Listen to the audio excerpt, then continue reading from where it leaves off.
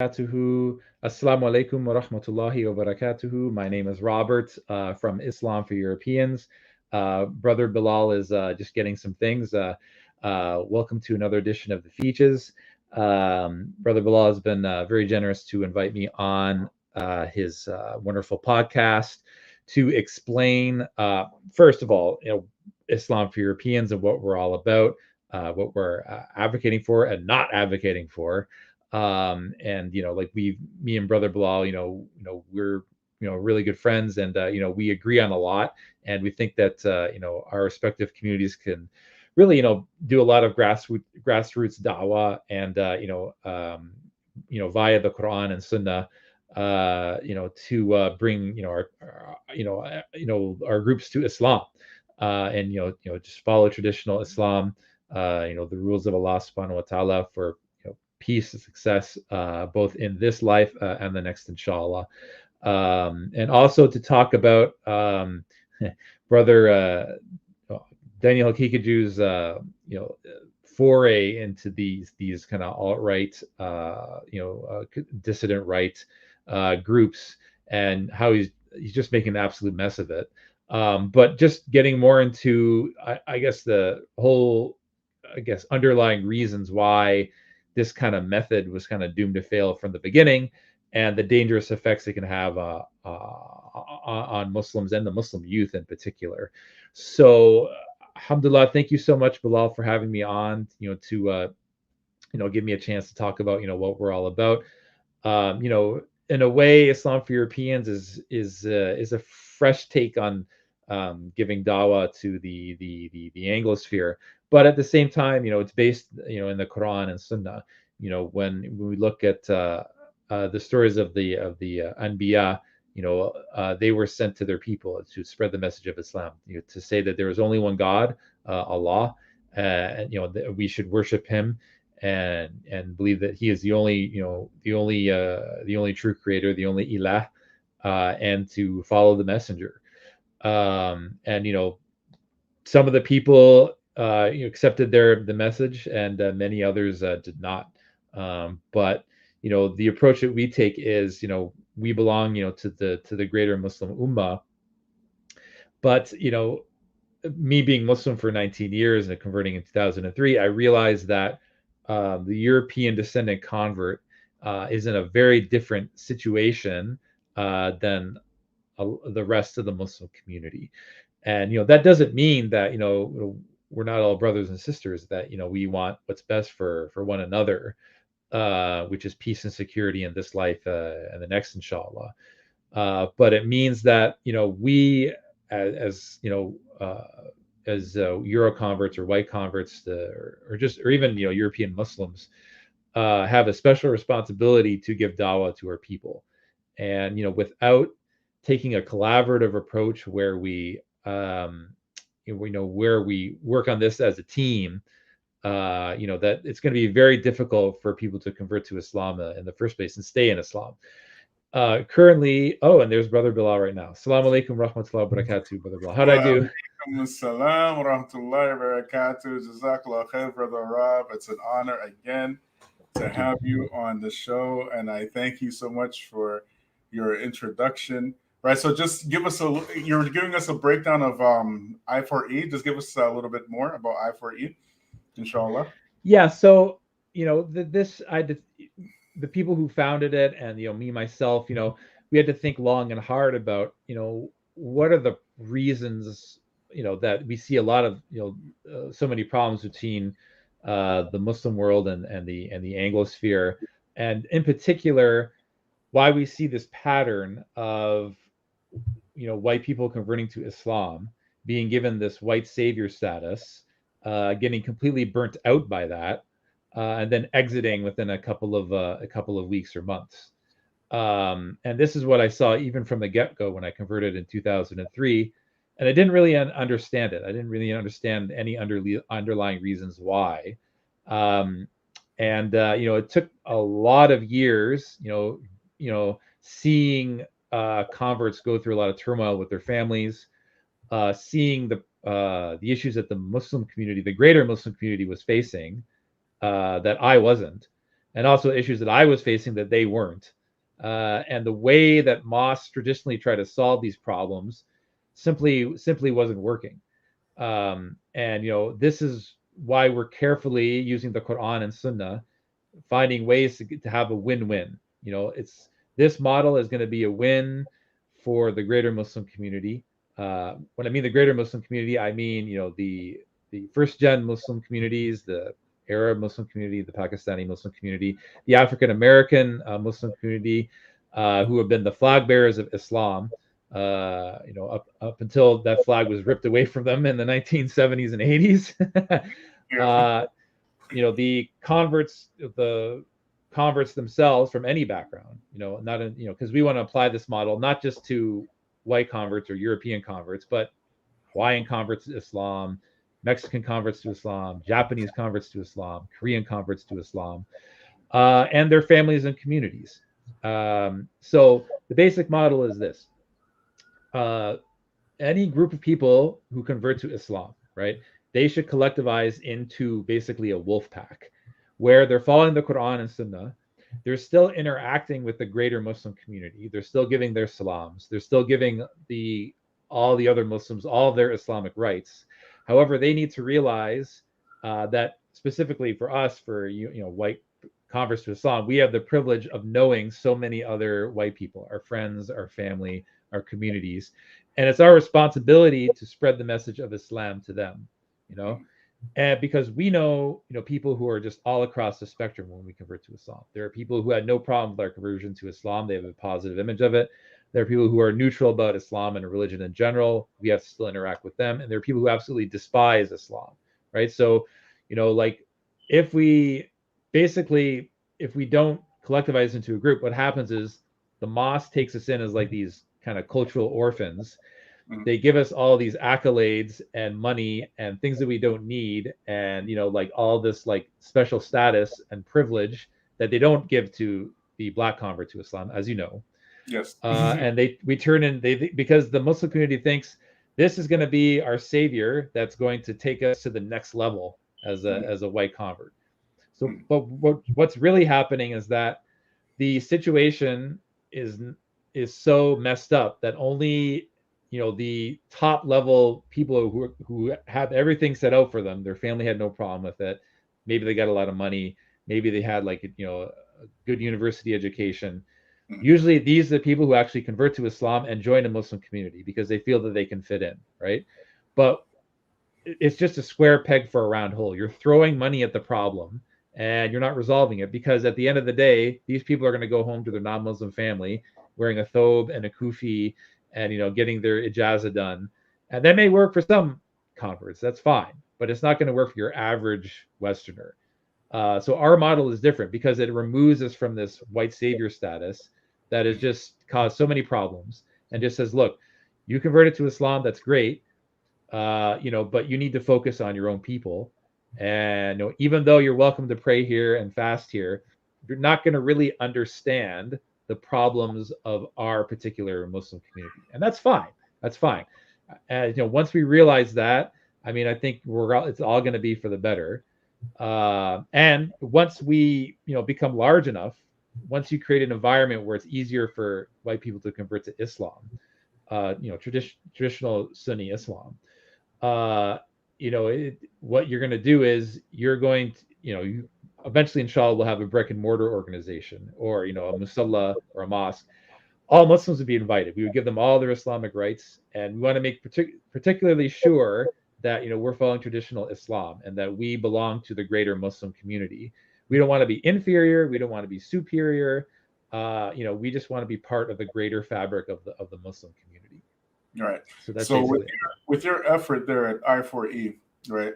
You mentioned that there's an issue with white converts, with white saviorism, getting the bag thrown at them, and all this stuff, right? And we've seen how disastrous it's been time and time and time again, right? Now we have what can you say? Like there's this thing that's happening in the wider Muslim community where Muslims now have been taking conservative political leanings, right? Yeah. And it's all because of certain daddies. I'm not going to say their names, right? But essentially, it goes back to that same thing you're talking about, this white saviorism, where white people have the solutions for everything in the world, right? So you have to now pigeonhole your entire Islamic identity either through a liberal eye or through a conservative eye. So if you can talk about that a little bit, because a lot of people don't know that you are kind of like an expert in this stuff, particularly alt-right politics, white supremacy, white nationalism. You know so much about this stuff, right? And the personalities that are involved in it, right? So you see things coming a mile away, right? Before they actually happen, right? So if you could talk about that a little bit. Alhamdulillah, like Allah subhanahu wa ta'ala, like, I could have chosen between two paths, and Allah set me down the right path. So, and this is after 9/11 happened, like one of my dad's friends was a white nationalist. So, but at the same time, he started talking to me about 9/11, what happened on 9/11, yada, yada, yada, yada. I don't need to go into details. But he, gave me some websites and stuff. And at the same time, I was studying Islam simultaneously, right? So, I looked at these websites. There were some things, for example, they didn't want war with the Muslim world. They were against, Zionism, but their hatred towards non-white groups was just, I felt like I needed to take like a shower afterwards, it just completely turned me off. And, when I started reading about Islam, because I had watched Malcolm X, the movie, the Spike Lee movie, a couple of times, and that kind of, intrigued my interest in everything, because I knew that, after watching it, that, white people could convert to Islam. And I don't want to, be pro music or anything, but I bought Everlast's CD, the Irish convert to Islam, and he talked about, Islam in his lyrics, trying to keep my deen and try to give to the poor, trying to get to this life and get through that door. So, and I would listen to it as going to sleep. So he was giving me like covert Dawah. So a lot of people heard about Islam for the first time through hip hop, mind you, right? So true. Yeah, Everlast was very far-reaching in the white community, right? He was Eminem before Eminem, right? Put it that way. Yeah, they got into a beef between them too, actually. Eminem does not like Everlast, and vice versa. So, so I started studying more about Islam on the internet. So I was aware that these kind of groups existed and what they were about, right? But the thing was, after 9/11. You saw the establishment, like government, media, they manufactured like a different offshoot of white nationalism, and then this was kind of coined as the counter jihad right, or the anti-Islam right. So you have figures like Tommy Robinson, and later on Gavin McInnes in Rebel Media, all of your establishment figures that they gave them like a big platform. And their basic thing was, attack Islam. Islam is the problem. It's coming to destroy the West. Muslims are the problem. Yada yada yada. So it was all about Islam, and Tommy Robinson was put front and center, right? And this was basically used to corral all of these white people to A, hate on Islam and Muslims, B, drum up support for the neoconservative wars in the Muslim world, in Iraq, Afghanistan, and it just basically totally destroy and destabilize the entire Middle East. And it worked to a T. Like, it just basically brainwashed all these people into hating Islam. It had been going on for decades, with movies like Executive Decision and True Lies, or like Muslims are like the bad guys and stuff. But 9/11 and the subsequent anti-Islam right movement took it to like a whole new level. So these two groups, this schism, basically two groups, I don't support either of them. Let's be very honest. I don't interact with them. I don't try to bring them into Islam, because I realize that the vast majority of them are going to be on a scale of hating Islam being minus 100 and loving Islam being plus 100. The anti-Islam right, they're all a minus 100, right? All of them. I guess the white nationalists I guess they're called the dissident right now. They're a mixture. They have various thoughts on Islam. Some of them are minus 100, some of them are plus 50, some of them are 0, some of them are plus 20, some of them are minus 40, what have you, right?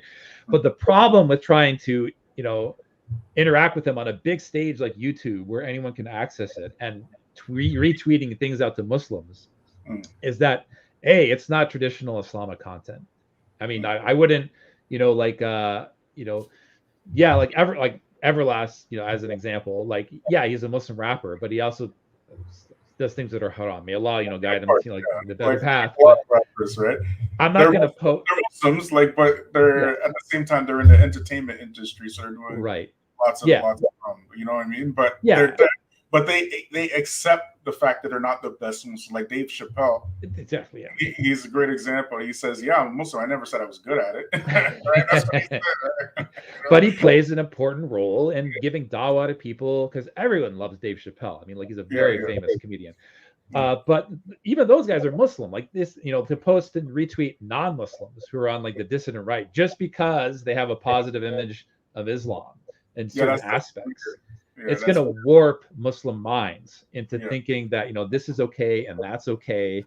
And brothers and sisters, before you continue, brothers and sisters, look, we're gonna put the link so you can ask Rob questions shortly, inshallah. So don't worry, you're gonna get your chance, inshallah. So brother Akron, if you want to talk, inshallah, don't worry, we're gonna give you a chance.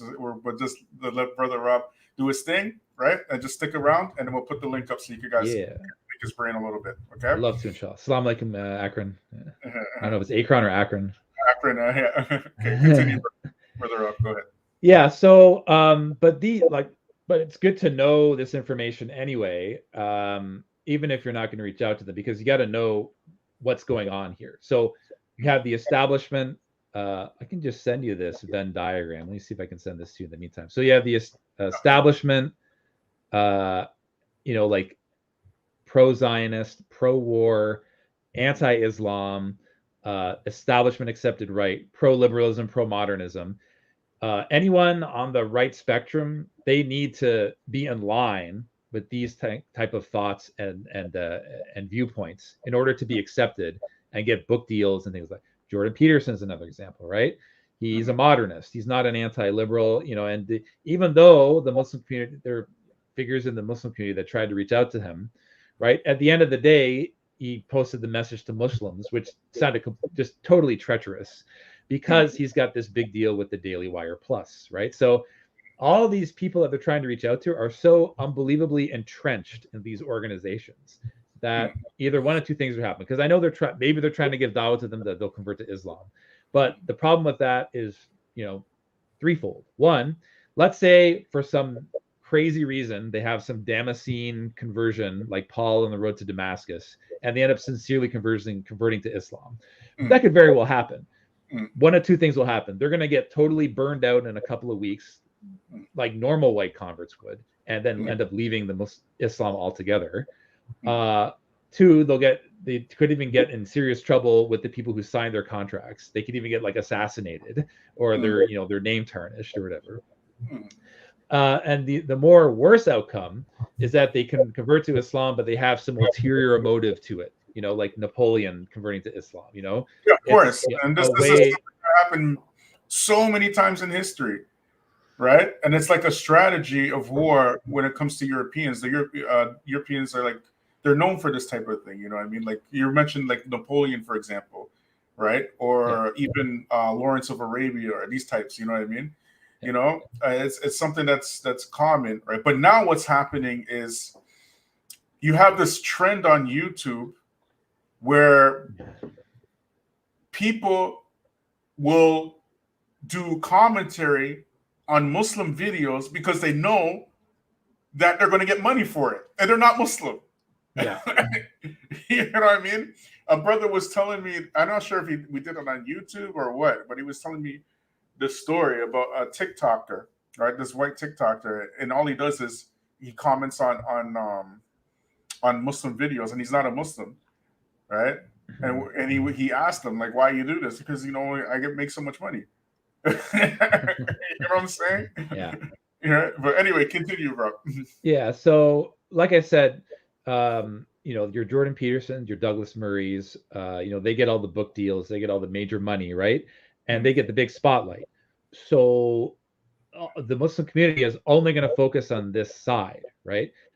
Which has problems in and of itself because it skews their opinion of what they really think about, the Anglosphere's opinion of Islam, right? When you convert to Islam as a white person, like I said, you're going to have people have varying thoughts on Islam. You can, like some people hate it, some people love it, and everywhere in between, right? It's your responsibility to give dawah to those people, just even if not by speech, then by your actions, right? But if all you're going to focus on is, your Douglas Murrays and your Jordan Petersons, you're going to think that everyone thinks like Jordan Peterson and Douglas Murray, when a lot of people don't even know who they are, right? It's going to be one extreme or the other, or you're going to think that they're all like either Douglas Murray or like someone who's pro-Islam, like Karen Armstrong or Craig Constantine or someone like that. And it's just a very, it's just a fantasy world that these YouTubian Dawah elites are living in because they're not getting down to the grassroots, right? So on the off chance that they interview someone on the dissident right, because all these other guys on the dissident right have all been deplatformed and relegated, they've all been kicked off YouTube and they've been relegated to, Odyssey and BitChute and Gab. When that happens, they have no idea who these people are. So they think there's some sort of like liberal. And you saw that in the first hour of Daniel's debate, with, I don't need to say his name. He thought he was dealing like with some sort of like anti-Islam. I'll say his name, Mark Collette. Right. So if you saw that debate, he thought he was just like Douglas Murray or Tommy Robinson and just started arguing with him about liberalism and wasted all this time. And he didn't do his research, like if you're a football team, I was talking about football beforehand, and you're the opponent you're facing on defense, they got a really good D-line, like their D-line is just amazing and their linebackers, but their secondary is terrible, right? If you don't do your research, you're just gonna, have your running back run, and then you'll just be a 3-and-out because you're not attacking, their secondary, right? But because Daniel didn't do his research, he ended up losing the game. And he looked like. Can you tell us a little bit more about Mark Collette? Because because you were the one who told me about him in the beginning, right? I didn't know who he was, right, at all. But you were telling me some stuff, and I went and researched him, and I was absolutely stunned at the things that I was reading, right? And it's directly from him, right? So if you can tell us a little bit about him.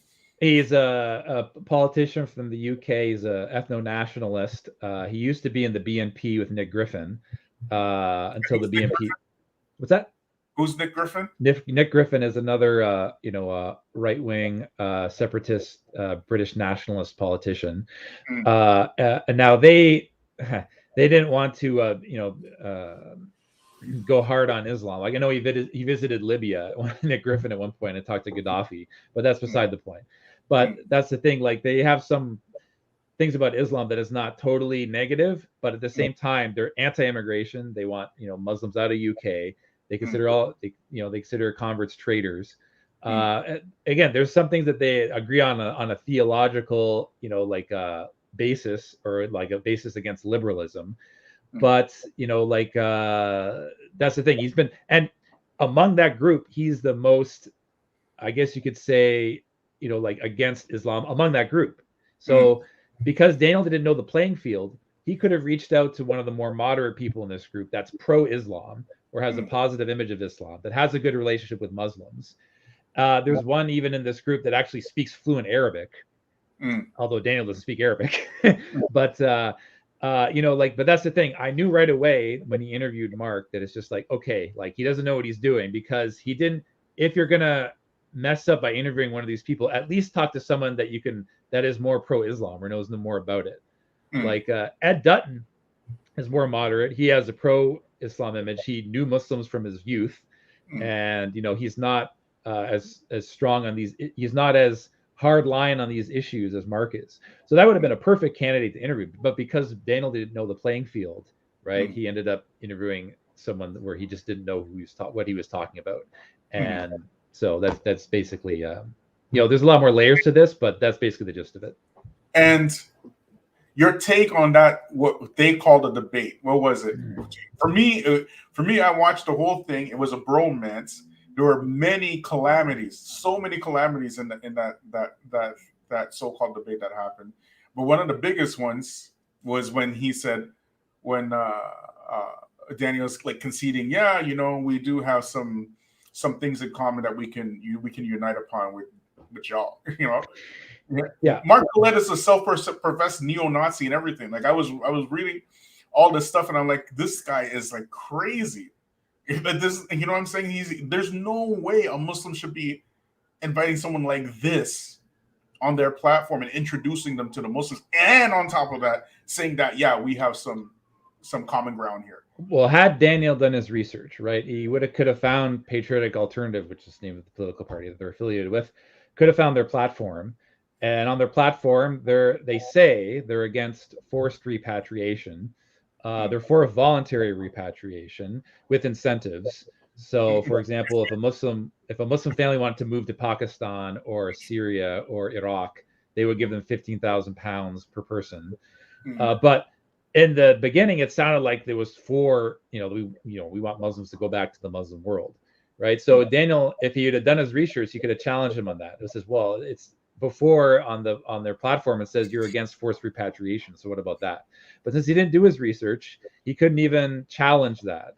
And that's the problem, because you're not getting to the heart of the matter. Because at the end of the day, even especially for Islam4Europeans, we care about the safety and security of every Muslim, whether they're in the Muslim world or in the West, right? And we're against any type of forced repatriation. And the thing is, even if these, the people that they're talking to have pro images on Islam, the people in their group are going to be a variety of people with different opinions, and they're going to be some even more extremely against it. And that is going to, if you give them an inch, they'll give them carte blanche to attack the Muslim community, right? So the way that even this is just like that on a theoretical level on Islam4Europeans, because if the Muslim community takes this approach that we're suggesting, in that very simply, the people who convert to Islam of European descent, we concentrate on having healthy communities, giving Dawah to our people, marrying from amongst each other, and being advocates for the greater Muslim community, then what would happen is that it would be the dissident right would have far less of an argument to have people anti-Muslims join their group in the first place. So you have to reverse engineer it. So Daniel is just attacking by taking all of his pawns and going right up against the king, right? That's his method. Since he doesn't understand the chessboard, the better strategy is what we're suggesting, and it's just working from the grassroots, right? Yeah. And if you do that, what will happen is the opinion of Islam in Europe will go way up. But at the same time, we have to realize that we're not going to sell out the greater Muslim community, no matter what. Their countries are decimated. It was unfair, and that's what caused this whole refugee crisis. Now, Daniel also conceded that, he said he was against, quote unquote, immigration to the West. Now, the reasons that he gave were different, but it sounded like he was agreeing with him in principle, right? So, and he's saying, the reason why he thinks Muslims shouldn't immigrate to the West is that their kids are going to be brainwashed by liberalism, and they're going to lose their Islamic identity, and then their kids are just not going to be Muslim anymore, right? But the problem with that is that he didn't go far enough in saying the reasons why we are opposed to it are not the same reason that you guys are opposed to it. So even though, tangentially, if you draw a Venn diagram, there's like this tiny area where the two circles meet, it ends there. And the best way to get what you guys want is to advocate for the restabilization of the Muslim world. And then if Muslims in Europe feel like they want to go to Pakistan or India or, not India, astaghfirullah, or Saudi or Oman. It's not India nowadays. No. Yeah. That if they want to do it, that's their choice, right? It shouldn't be a forced choice, though. And that's the distinction that Daniel failed to make. So we have now this, it looks like a fear or something of your YouTubian elite to just call it out for what it is. They're not saying that he's an alt-righter or even pandering to all. Remember, we started on the show saying that he was pandering, right? Right? Because that's what we believe. We believe that he was just pandering, you know what I mean? But then after looking at all the evidence and just like the piles and piles of evidence, it's way beyond pandering. That's some straight up alt-right stuff going on here, right? But they won't even say that he's pandering to the alt-right. And recently we had a situation where Daniel did one of the most audacious things I've ever seen ever on YouTube, okay? And he puts on a short clip by himself, mind. Nobody forced him to do this, right? He puts out a small clip saying, you know, is Daniel alt-right? Prove it. And then he says, well, if I'm alt-right, then just bring me one of my alt-right positions that don't oppose the Quran and the Sunnah. I was like, you just admitted, you just low-key admitted to being alt-right with this statement, bro. Like, what is you doing? You know what I mean? This is the audacity behind, we know what you are. You know what you are. You know what I mean? Why are you pretending? Like, even the way that he did it was just like Trump-esque. You know what I mean? Yeah. It was very Trump, you know, I'm the least racist person in the world, and you know what I mean? And nobody, and I got to look at these hands, look at the hands, look, you see these hands are small and all kind of craziness, right? It's just audacious, you know what I mean? Yeah. The audacity, right? Yeah. So what is behind this fear for people to just to call it out for what it is? I don't know. I mean, like a lot of these, and you know, he's been kicked off. You know, Daniel's been kicked off some platforms, but I think for the YouTube channels that, you know, these Muslim da'is that have like millions of subscribers or hundreds of thousands of subscribers, when you go against what they say or critique it, you're going to face a storm from them and their fans. And you know, like it's almost like they feel like they run the joint, and you know, like, you know, their approach is just simply not working. It's not even working with the people he's trying to reach out to. I mean, like, you know, like, even though he's trying to simp for like the alt-right and gain like followers there, he also posts stuff that just totally turns them off. Like, you know, I remember he once tweeted that like he called like Western women whores. And he didn't say white women, so he's obviously referring to women in the West, whether white, black, Latino, Hispanic, you know, Native American, and you know, like, it's just horrible language. So I mean, you imagine you're a convert to Islam and you bring Daniel to your dinner table to talk to your non-Muslim family, and he starts talking like this, you know, like, oh, you know, like, oh, like your women are whores. P.S. Convert to Islam. Like, you can't talk like that as a convert, right? I mean, and that's why it's just so tone deaf. Like, he doesn't get that, like, all the stuff that he's doing, even though he's trying to simp for the alt-right, he is creating an atmosphere that is making it almost impossible for any Westerner to convert to Islam. I remember he posted a photo of the Eiffel Tower, like, and it was like dark, like at night, like very ominous, right? And he put 4 giant Arab minarets around it. And he said, like, in 2030, inshallah, this will be the Eiffel Mosque, and women will be forced to wear hijab here. Like, tell all your non-Muslim family and friends about it.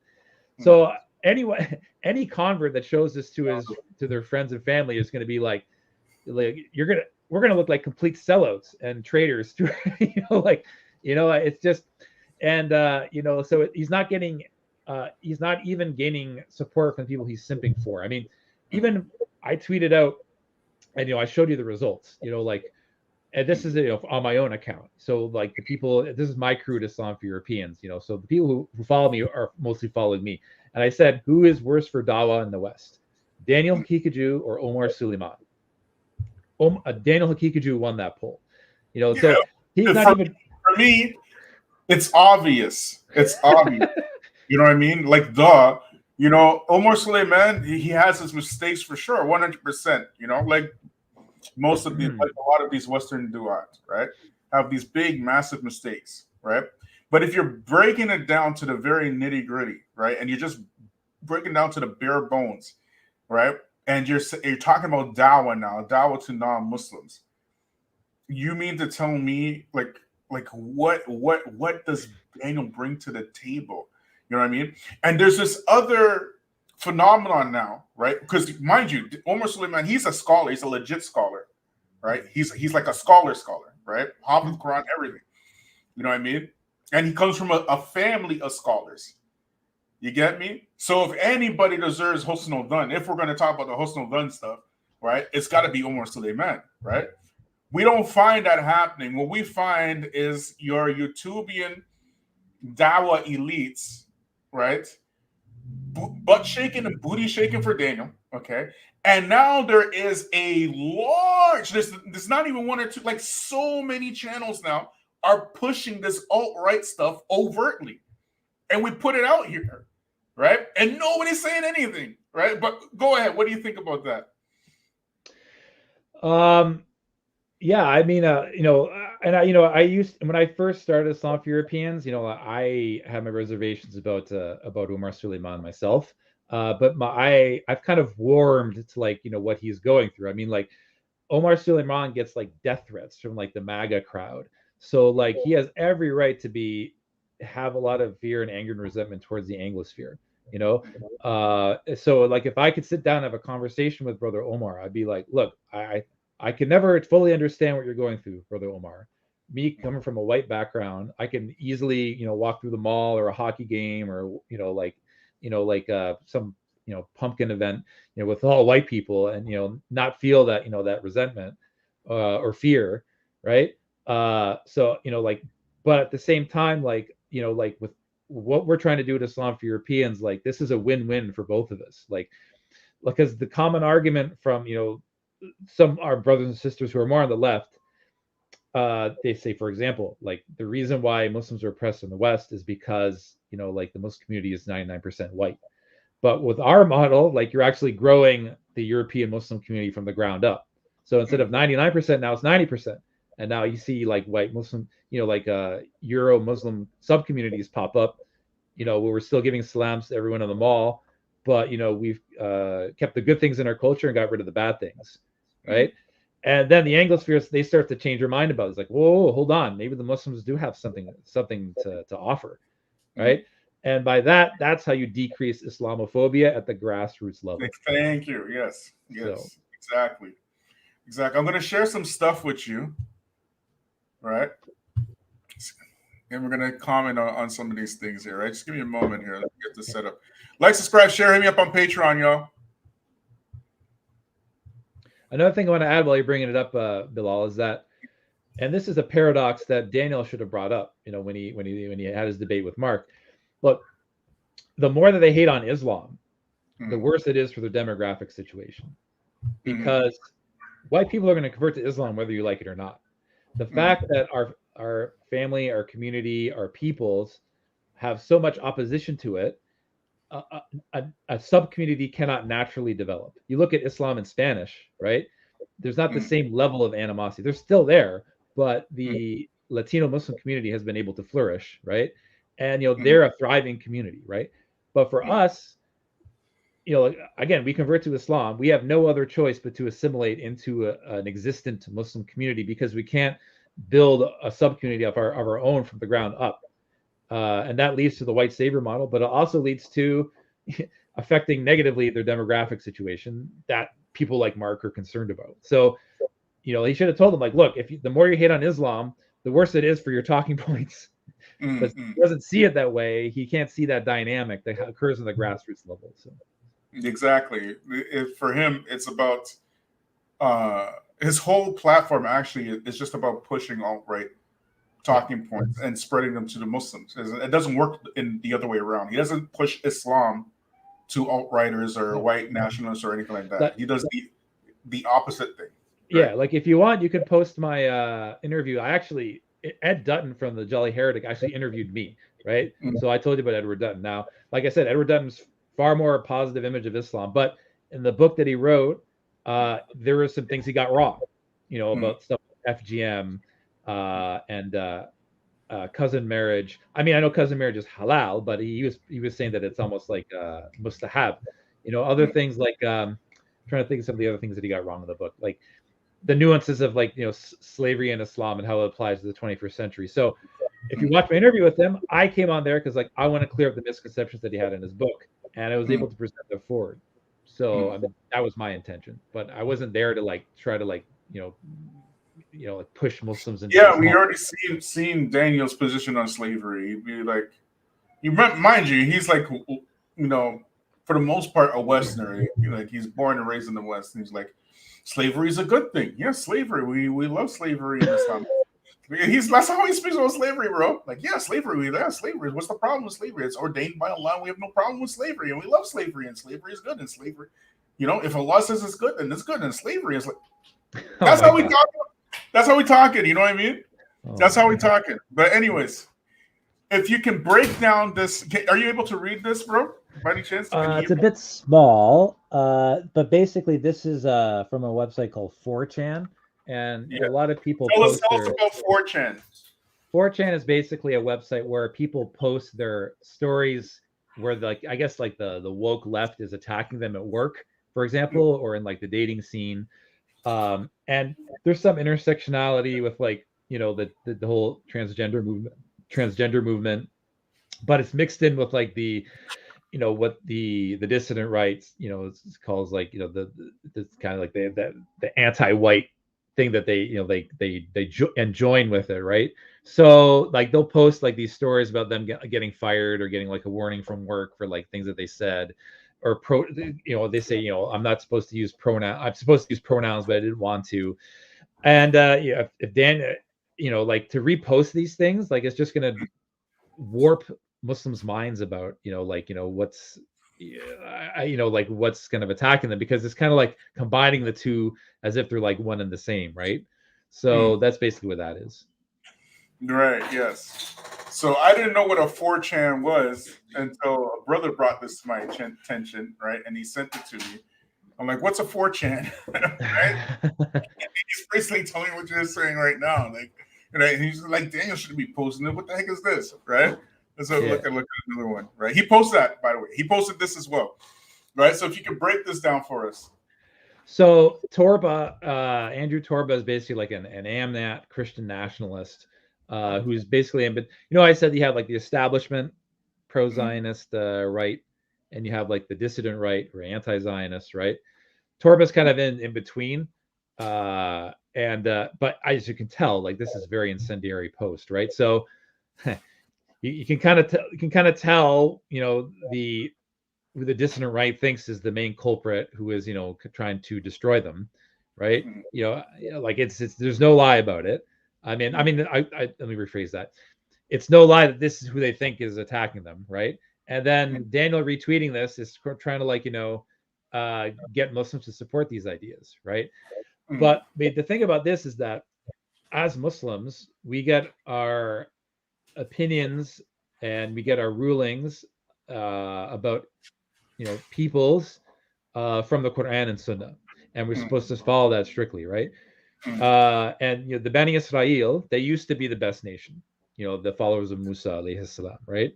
We all know what happened. They killed the prophets unjustly, and they broke the commandments of Allah. They broke the Sabbath, right?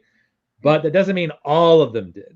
Even Isa alayhi salam, قال الحواريون نحن أنصار الله. So those are people among the Bani Israel. So to use what the dissident right does and just bash an entire group en masse and saying they're all the cause of the problem, Muslims are going to start talking like this, and a couple of things are going to happen. A, they're going to get fired from their jobs or kicked out of school, and B, it's gonna really change like what we're supposed to believe as Muslims, right? Like I've met people amongst the Bani Israel who are against what the neoconservative wars in the Middle East. You have people among the Bani Israel who are against what Israel's attacking our brothers and sisters in Palestine, right? Yes, there are a lot who are pro-Israel. Let's not mince words here. And there are a lot who are high up in media and government and things like that. But to just blame it all on one group, that's exactly what the anti-Islam right is doing to us. And that's exactly what some people on the left are doing to these same people, like what Torba is saying. So it's the pot calling the kettle black, and like it's really incendiary and dangerous, just on like a personal level. Like this can get you fired. So I've interviewed Duvid, who's a rabbi, on my channel, and he like understands that like there are people among his group who are against Muslims and Islam, but that doesn't mean that they're all against this, right? So as Muslims, we need to be, we're like allies one of another. We don't ally with other groups like this, as Allah subhanahu wa ta'ala says, and by retweeting these posts, it's going to change these Muslims who are teens, who have a lot of testosterone, and get them to think this way and talk the way that the alt-right does. And that's really dangerous. Right. So, and you can see here this Andrew Torba, because I didn't know who he was, right, at all. But there's an icon. What is this icon from? Around his, let me see here. Not an icon, but the type of like, it's from a specific site or platform. Is it Gab? It's Gab. Yeah. That's so. If you could tell us about Gab. So like I said, mostly people on the dissident right, they've all been deplatformed from YouTube, right? Richard Spencer's been deplatformed from YouTube. Only a few remain, right? So a lot of them end up going to like these alt tech social media sites like Gab and BitChute and Odyssey, right? Now, the thing about that is there should be some well-trained traditional Muslims who've done their ijaza, who are able to respond to in an academic way the questions that they have that are against Islam, or clarify these things about Islam, these misconceptions that they have.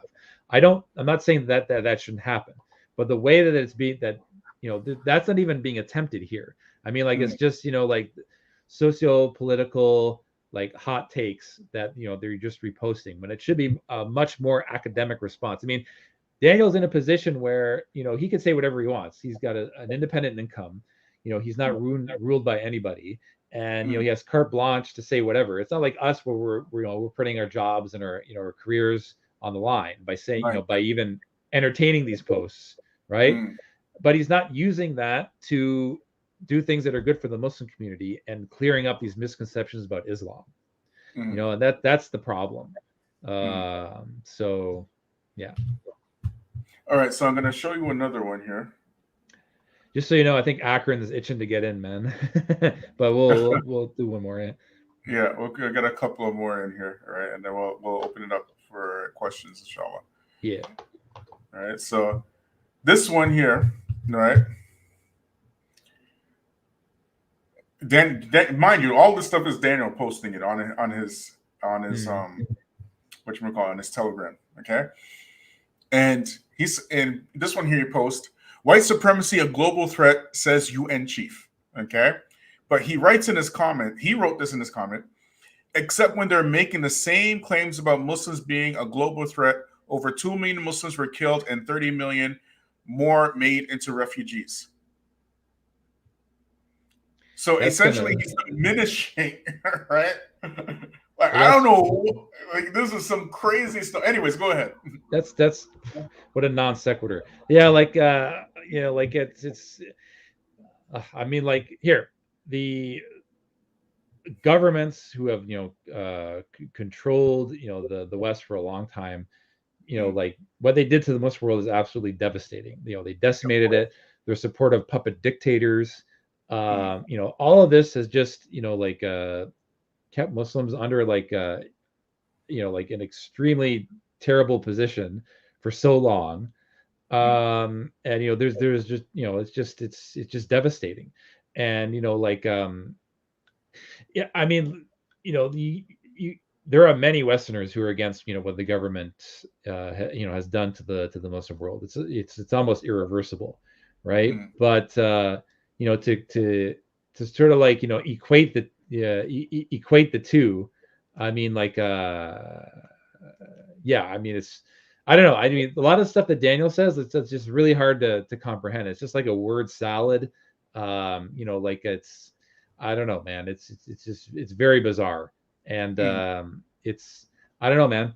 I mean, it's really weird. I will say this though. I mean, how do we address it? How do we, like, make it so like it's less of a threat. The more, and again, I don't agree with what the left is trying to do, because what the left is trying to do is, even if you have a question about Islam that's like controversial, like, what does Islam say about this or that? Because a lot of regular people, they see, like crazy things that some Muslim did, and they think that Islam has something to do with it. But the thing is, they don't want to say anything about it because they're reluctant to. They don't want to get in trouble at work, or they don't want people to think that they're racist or against Muslims. But what they do is they let that attitude fester, and they get into these like chats on like these alt text sites, and then they just get more and more like enraged. It's until the pot keeps boiling and boiling and boiling, right? Until it finally blows up, Whereas the best way to resolve it is, like I said, you work at the grassroots level. You dispel the misconceptions, and then like that's when they make it far less enticing for people to join these groups in the first place, right? So you're looking at it the wrong way. It's just there's no outside the box thinking. It's like, we're going to solve this problem just by retweeting these to make it look like we're chummy with these people, and just do some YouTube interview and invite them to Islam, and everything will be okay. Like you have to reverse engineer it. People are joining these groups because they have all these misconceptions about Islam. Once you dispel the misconceptions, then that it's far less. They have far less of an argument to attract people to their organizations. So, on his, I think on his blog, maybe somebody can put the link in the chat. He has book recommendations. Okay. He has a list of books that he recommends the Muslims to read. Not a single one of these books are from Quran, Sunnah. It's all white, Western, thought thinkers. Oh, like Plato, like Thomas Aquinas, no. Plato. No, not like that. Like okay. Maybe when somebody sends the link, you'll see, inshallah, right? Yeah, Abu Bara says he's going to get it, right? So, but if you see this list, right, it's like, what is going on here? And he's recommending this stuff to the Muslims, right? If you look at any of his platforms, it doesn't make a difference whether it's his YouTube, whether it's his Facebook, his blog, his Telegram. His Telegram is the worst, by the way. His Telegram is pretty much showing what he believes. I have his Telegram just so I can see the crazy stuff that he posts. Yeah. So that's what he actually says on his Telegram, and I'm quoting here. I'm quoting directly from his Telegram. He says, "This is where I share the good stuff." Oh my. He actually said that. This is where I share the good stuff. Okay. So, but my point is that he doesn't actually call to Islam. You know what I mean? Like, if you look at any of his platforms, there's nothing Islamic at all. It's just these articles which are right-leaning politically, 100% right-leaning politically, and then he might put some Islamic spin on it from time to time. You know what I mean? Like, he may mention Allah's name or something like that, or he may mention Islam. Right, but it's very rare that he quotes anything from the Quran or from the Sunnah or anything like that. As a matter of fact, I read a lot of this stuff. I haven't seen him quote, like, I might be missing something. Maybe somebody can share, but I haven't seen him quote. It's so rare to quote something from the Quran or Sunnah or anything like of this nature, right? Yeah. Like we said, like Umar Suleiman, like there's, again, we have our disagreements with you may have disagreements with some of the things he says, but like you could. Even in Yaqeen, they quote and reference a lot of things from the Quran and Sunnah. So I mean, I know that's not an endorsement of either side, but I mean, I can't separate myself enough from Daniel and the Muslim skeptic. Islam4Europeans, we want nothing to do with the Muslim skeptic or Islam4Europe. I mean, we don't want nothing to do with them. I mean, like, and it's just, we can't separate ourselves enough, because it's just toxic for Dawah. It really is. Like, and it's not in line with what we're trying to do. So. And then you find a lot of YouTubers pushing this guy, and really, it started with the Salafis. It started with the Salafis. We've got to be real, right? It started with Kareem Abu Zaid and Sajid Lippim, they're the ones who pushed it, right? And next thing you know, he's on all these platforms everywhere. And he really went big when Sajid basically sent him some information about Omar Suleiman with the libations and stuff, right? But anyway, we got. Should we bring? Yeah, let's bring a guest on. Inshallah. All right, 1 second here. Assalamu alaikum wa rahmatullah. How are you guys? Wa alaikum salam wa rahmatullahi wa barakatuh, brother Akron. Wa alaikum salam wa rahmatullahi wa barakatuh, brother Akron. Is it Akron or Akron? Akron. I'm cool with whatever. Okay, no, Akron's. I thought you were from Akron. Go ahead. Yeah, I have no clue how I came up with this name. Like, I would say, to be honest, guys, like, we're largely on the same page on a lot of this stuff. Like, I personally am not. During my days of, I would say, Jahiliyyah, I leaned a little more right because I had some philosophical issues with, like, liberalism, this and that. But I don't identify with American politics anymore. And my problem is the same with people who are doing what Daniel Haqiqatjou does and people who do the opposite. And I see them as the same coin, but just opposite sides. The problem is if you're evaluating Islam through a lens that's not Islam, you are naturally using that lens as your criteria over the religion. And so what I say is to screw all of that and evaluate Islam through Islam. And if you want to evaluate those ideologies, evaluate them through the lens of Islam. And I see that spilling over into the work that Daniel Haqiqatjou does, because as like Brother Feachaz said earlier, is that his statement, tell me one thing that, one of my positions that conflicts with Islam, or he said one of my alt-right positions, but it's like he tries to bridge this gap with the alt-right, saying, well, there's things that we and the alt-right agree on, but there are things that Islam and liberalism agree on. If we take one of the biggest ones, I guess, biggest similarities in the Sharia and liberalism is contractarianism. So that, like, you can always take some elements and relate it, but the fact that he just takes one and he cherry picks it and he'll look at whatever evidence comports with that narrative and run along with it and then evaluate Islam through it. This is my problem. He was on a panel with a mufti in Pakistan. His name is Mufti Yasir Nadeem Al-Wajdi. And someone asked him a question. And this is where I was like, okay, my suspicions are probably true. Someone asked him a question. He said, look, this ruling on, stoning like gay people and pushing them off a cliff, right? He asked him something to the effect of, is there a hadith on this? And Daniel was not knowledgeable on this topic. And it felt like in his little, I don't mean to be degrading, but in his mind, he said, okay, liberalism oppose this, Islam must approve. And his response was so terrible, was like, yeah, I'm sure there's some hadith or two like this. And the mufti jumped in and he said, dude, you can't just do that, man. You can't do that.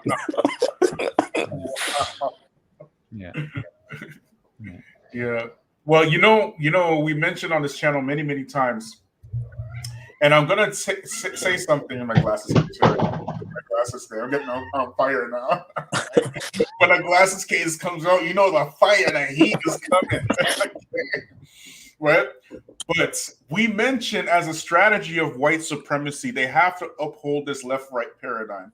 The issue is when you're going to the far right, that means you're actually pulling away from the paradigm altogether to make a new type of thing in order to take over whatever place you want to take over. So now what we read recently in the news is that, remember when Joe Biden, he ended the war in Afghanistan, correct? Right? He ended the war in Afghanistan, right? And he brought 80,000 Afghans to America when he ended the war, right? Do you know that out of that 80,000 Afghanis who just got here, okay? Not even here a year. Do you know that 41,000 of them have jobs? 41,000 out of that 80,000 are currently employed. Of people who just got here. And what we are saying is that this is the entire strategy. Who are these people going to remember during election time? Who are they going to remember? Biden. Thank you. That's how the whole game works. And then they're going to tell their kids to vote who? Biden. Or the Democratic Party, correct? It's the same playbook over and over and over again. They screw up their countries. The Democratic Party brings you here en masse as a power move to make sure that you, your children, and your children's children keep voting for the Democratic Party. And then you wonder why there's so many modern, liberal Muslims. It's crazy. It is crazy. It is crazy. Y'all being played. You're being played. And here come, the Pied Piper, Daniel, who has now gotten a whole lot of Muslims to repeat these alt-right talking points. So many big platforms. You're talking about, what's that one? The one we talked about recently, was it Islam? I can't remember. Massive platform, right? With Muhammad Islam, right? Talking about critical race theory is irreligious. You don't believe said that. You got Eddie from the Dean Show inviting Jesse Lee Peterson. Jesse Lee Peterson, of all people on the earth. Out of all people on the entire planet, you don't invite somebody like that to your platform unless you got something against black people. And then you go and you say we have a lot in common. You know you got something against black people. You get me? One Path Network. Thank you, Josh.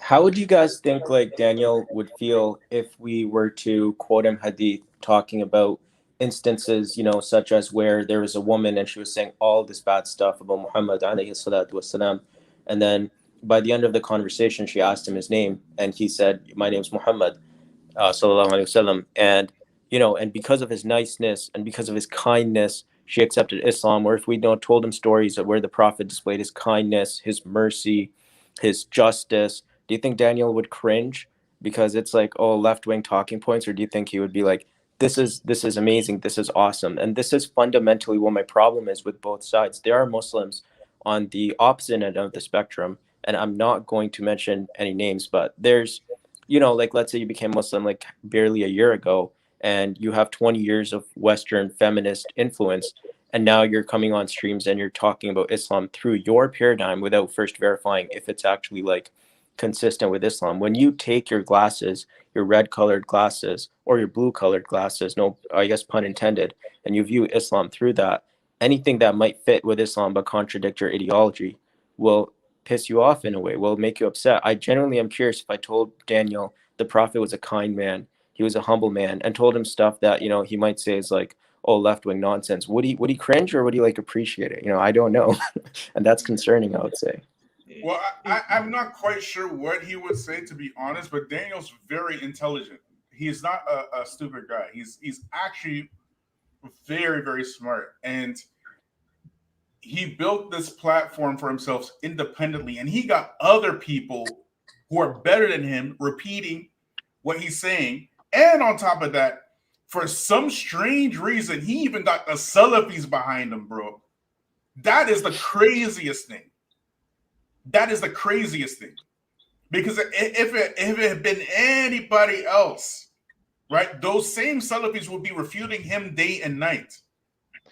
Yeah, it's just there's such a gap now that no one is, absolutely nobody is speaking up against liberalism and transgenderism. Give me the remote. Okay, Salaam Alaikum Abu Al-Ameriki. Salaam Alaikum Rahmatullah. Salaam Alaikum. Keep going, Rob. Yeah, so there's such a gap and a vacuum that no one is talking about, the effects of transgenderism and stuff and all this stuff coming from the left. I mean, Daniel, like I said, he's got carte blanche to talk about whatever he wants. And yeah, if I had a 6-figure income and it didn't matter what I said, and I could just talk about whatever any day of the week, like there were no repercussions. Of course, like any Muslim, like would be like, yeah, it's pretty common knowledge to be against, LGBT and things like that. But like people think that it's like extraordinary what he's doing, like he's, some type of like savior, when really he's in a position where he's able to do that. And then he's just adding all this other nonsense that's really incompatible with the grassroots efforts. I mean, like you can't talk like this. If he talked like this for 10 seconds to like a non-Muslim family, like whose son or daughter converted to Islam, no matter what background they're from, they would be completely turned off. And like you could say, oh well, that's a different situation. Well, yeah, but if you're gonna be like the face of the Muslims and be like a da'i representing Islam, you have to be on a very good level of character. And like you can't talk this way, so I don't know. Brother Abu Ra, Assalamu Alaikum. Wa alaikum salam wa rahmatullahi wa barakatuh. I just have my mic mute because my kids with me and they be saying crazy stuff. But so I can't predict what they're going to say and scream and yell. But welcome to America. And I got 3 of them too, and they got big vocabulary. Rob, a lot of people are asking me who is financially supporting Daniel's channel and website, where the money is coming from. We have no idea. I know we've people around my, like people that I know and trust, like among the Muslims, like they have no idea either. I mean, like it's got to be coming from somewhere. I mean, like it's, I have no idea where his money's coming from. No one's ever found it out. So it's a good question. I wish I knew. Because the reason why I asked that, I know the YouTube. I've been on YouTube for a long time, and I know on YouTube that the Republicans, the conservatives, they recruit YouTubers from every different genre, from Star Wars fan base, from entertainers, video gamers, and all this to promote the conservatives' points and views across their platform. So I was thinking maybe these are some of the people who are supporting Daniel also. I mean, he's doing a really good job of making Islam look bad. So, I mean, it wouldn't be totally out of the ordinary to believe that. But Allah knows best. But it raises a few eyebrows that he says all of these things that will get me deplatformed. And I believe he still has his YouTube channel. So that's going to raise a few red flags. All right, so over here we have his reading list, right? Now, I'm not clear if he's the author of these books or if he's recommending these He's books. recommending. He's recommending. He's not the author. These are different philosophers. Right, so he got here the philosophy of science, right? So we go over here, right? We're going to click on that. Right, so it's Thomas S. Kuhn. Right, I don't know if you know him. Do you know him, Rob? No idea. No idea. Okay. Right. So let's go back.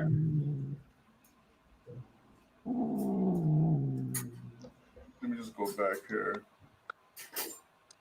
Right. So let me just against method. 1 second.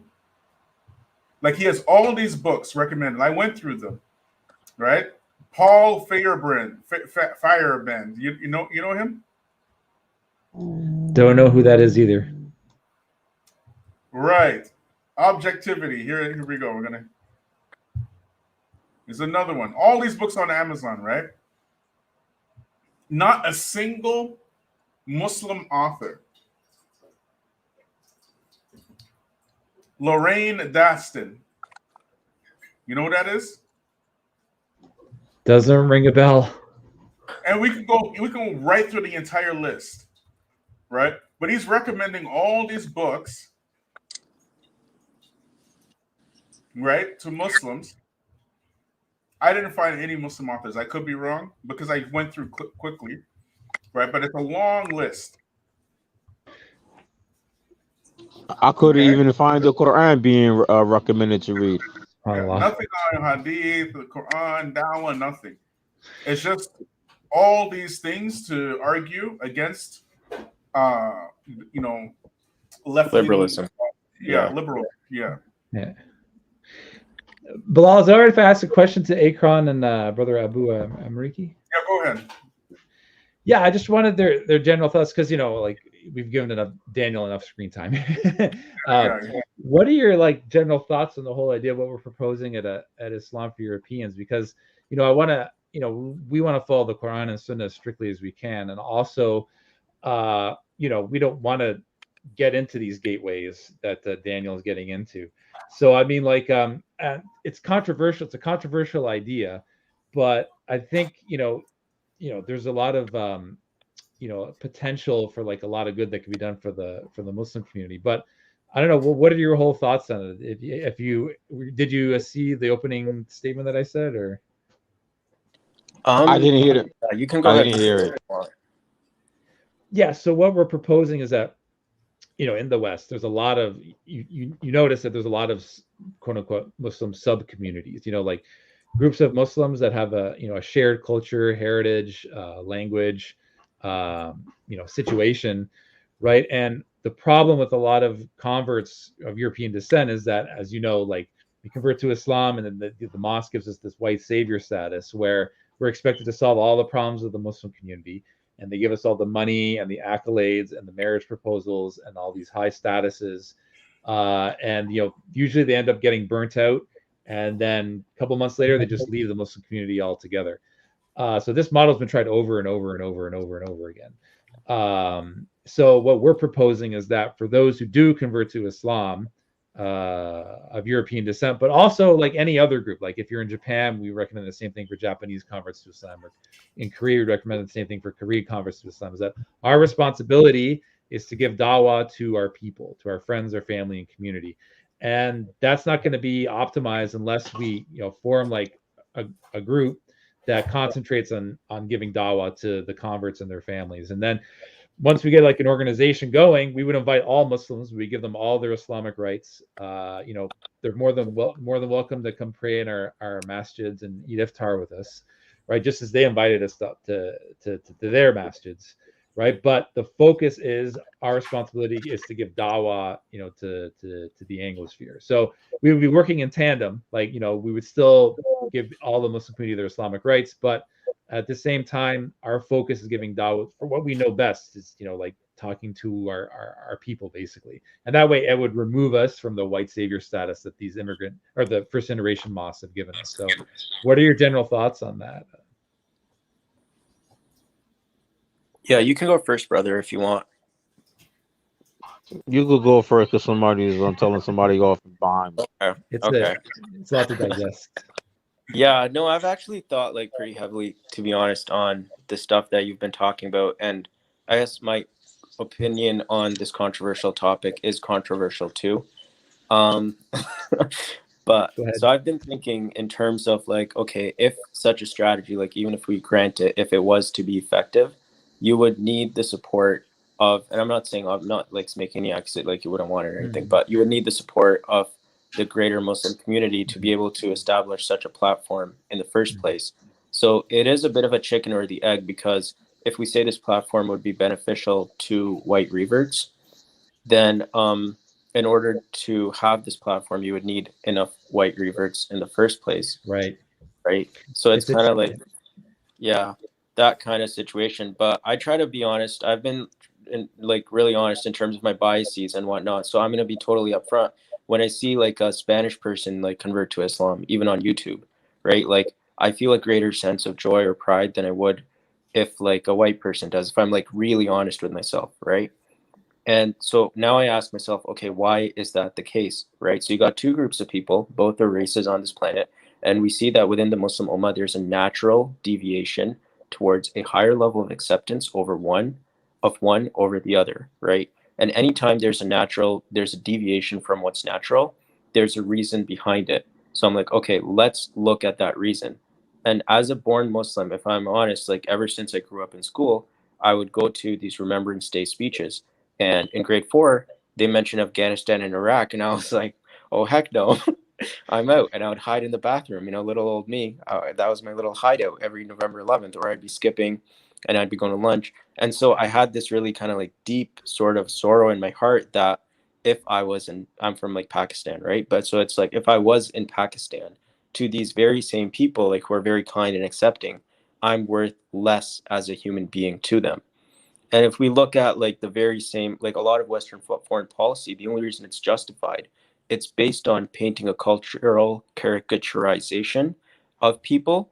So that now that when you justify a lot of things, like you can look at Ukraine, people saying, oh my God, how can you invade another country? That's so wrong. That's so evil. But then when you look at Afghanistan, Iraq, the epistemology is just totally different.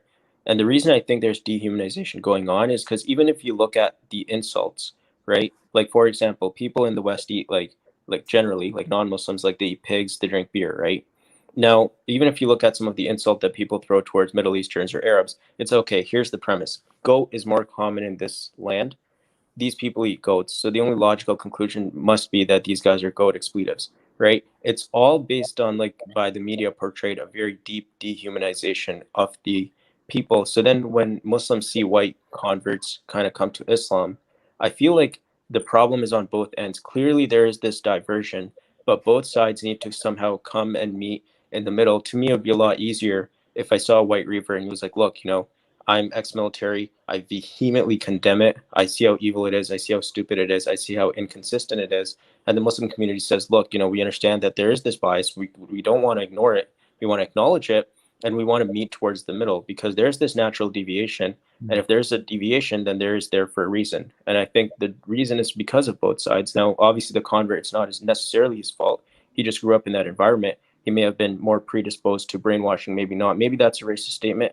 It's just some thoughts I've had, right? Because the media is just better at using these techniques. So I don't think it's reasonable to only expect the Muslims to bridge the gap because I just don't, or sorry, like the Muslim community to bridge the gap. I just don't think that would be practical. I think both sides need to put in some effort on this.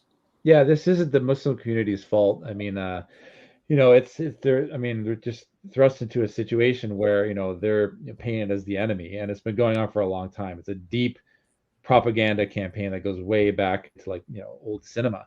But if you follow this model correctly, and you say, look, like we're all Muslim brothers and sisters, we're all one ummah, we all believe in Allah, we all believe that Muhammad sallallahu alaihi wasallam is the last and final messenger.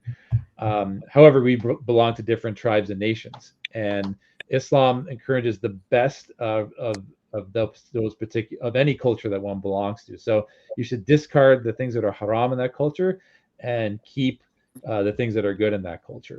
And if you start to see that from any community, if they and you allow that to flourish, then inshallah you can change the hearts and minds of the people. So it becomes a win-win. So it's not something. A lot of this is just the mosque simply isn't designed for converts really, and to ask a Muslim community to take care of all of our problems, like bringing our MAGA father or mother to like the mosque to talk to them. I mean, I don't want to even see them at the mosque. Like that's supposed to be our place of solace. You need a different atmosphere for those conversations to take place, and to have the Muslim community deal with that for white converts, that's just too much to put on their plate. They have enough to deal with already.